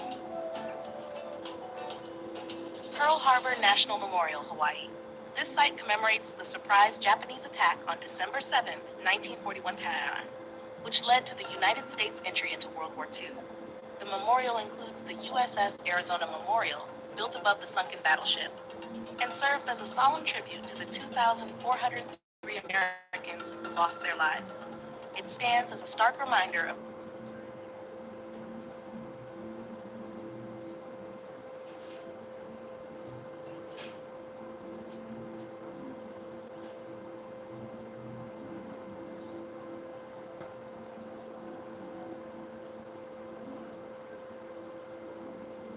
the cost of war and the importance of preparedness. The Alamo, San Antonio, Texas, a symbol of Texan courage and independence. The Alamo was the site of a fierce battle in 1836 between Mexican forces and Texan revolutionaries. Though the Texans were defeated, their bravery inspired others to continue the fight, ultimately leading to Texas's independence. The phrase, "Remember the Alamo," remains a rally. George Washington's home and plantation offers a glimpse into the private life of the first U.S. president. Located along the Potomac River, Mount Vernon includes restored buildings, gardens, and Washington's tomb. It helps visitors understand the complexities of Washington's leadership, personal life, and his views on slavery and nation building. Colonial Williamsburg, Virginia, this living history museum recreates life in an 18th century American town. Actors in period costume portray real historical figures, allowing visitors to witness colonial-era politics, trades, and daily routines. Williamsburg was once the capital of the Virginia colony and played a key role in early American governance and education. Martin Luther King Jr. National Historical Park, Atlanta, Georgia. This site includes Dr. King's birth home, Ebenezer Baptist Church, where he preached, and his final resting place. It honors the life and legacy of the civil rights leader who led nonviolent protests against racial inequality and helped change the course of American history.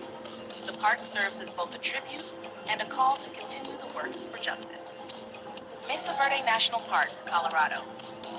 Unlike many man-made historical sites, Mesa Verde preserves the ancient cliff dwellings of the ancestral Puebloans, who lived in the area from approximately 600 to 1300 CE. These dwellings, built into canyon walls, reveal the advanced architecture, community life, and cultural achievements of Native American civilizations long before European contact. Historical Preservation in USA. The National Historic Landmarks, NHL program, manned by the National Park Service, NPS, plays a critical role in identifying and preserving America's most important historical places. These landmarks are recognized national significance, while the National Register of Historic Places, NRHP, includes over 80,000 properties significant at the local or state level. The process of designation involves rigorous criteria. Properties can be public or private, but once listed, they benefit from tax incentives, grants, monitoring, and preservation efforts. While owners may object to designation, the Secretary of the Interior can still recognize a site as eligible, ensuring it is noted and valued for historical purposes. New York leads the nation in NHL designations, with 270, and New York City alone accounts for 114 of those. Other cities with large numbers include Philadelphia and Boston, each with their own deep historical roots. Some designations extend beyond the 50 states, including locations in Puerto Rico, the Virgin Islands, and Pacific territories, reflecting America's broader historical footprint. Interestingly, the American legation in Tangier, Morocco, is also an NHL. It was the first American public property overseas and represents early U.S. diplomacy. Conclusion. From the colonial towns and presidential homes to Civil War battlegrounds and sites of civil rights struggle, the historical places of the United States offer profound insights into the nation's journey. These landmarks are more than just tourist destinations. They are living narratives that connect us to the present. Through preservation efforts by the National Park Service and programs like the NHL and NRHP, the U.S. ensures that its history remains accessible, honored, and protected for future generations. Each site, whether symbolizing freedom like the Statue of Liberty, remembrance like Gettysburg, resistance like the Alamo, or progress like MLK's Atlanta birthplace, is a chapter in America's vast, ongoing story. Exploring these places is not just about learning history, it's about understanding the identity and values of a nation shaped by countless individuals and events.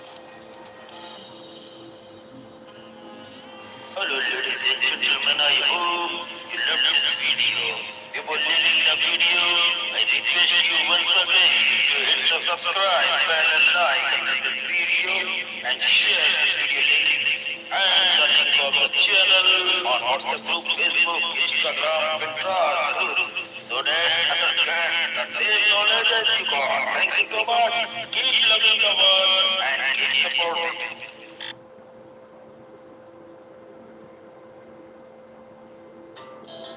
Our hearts beat to the city streets. We began to feel the fire.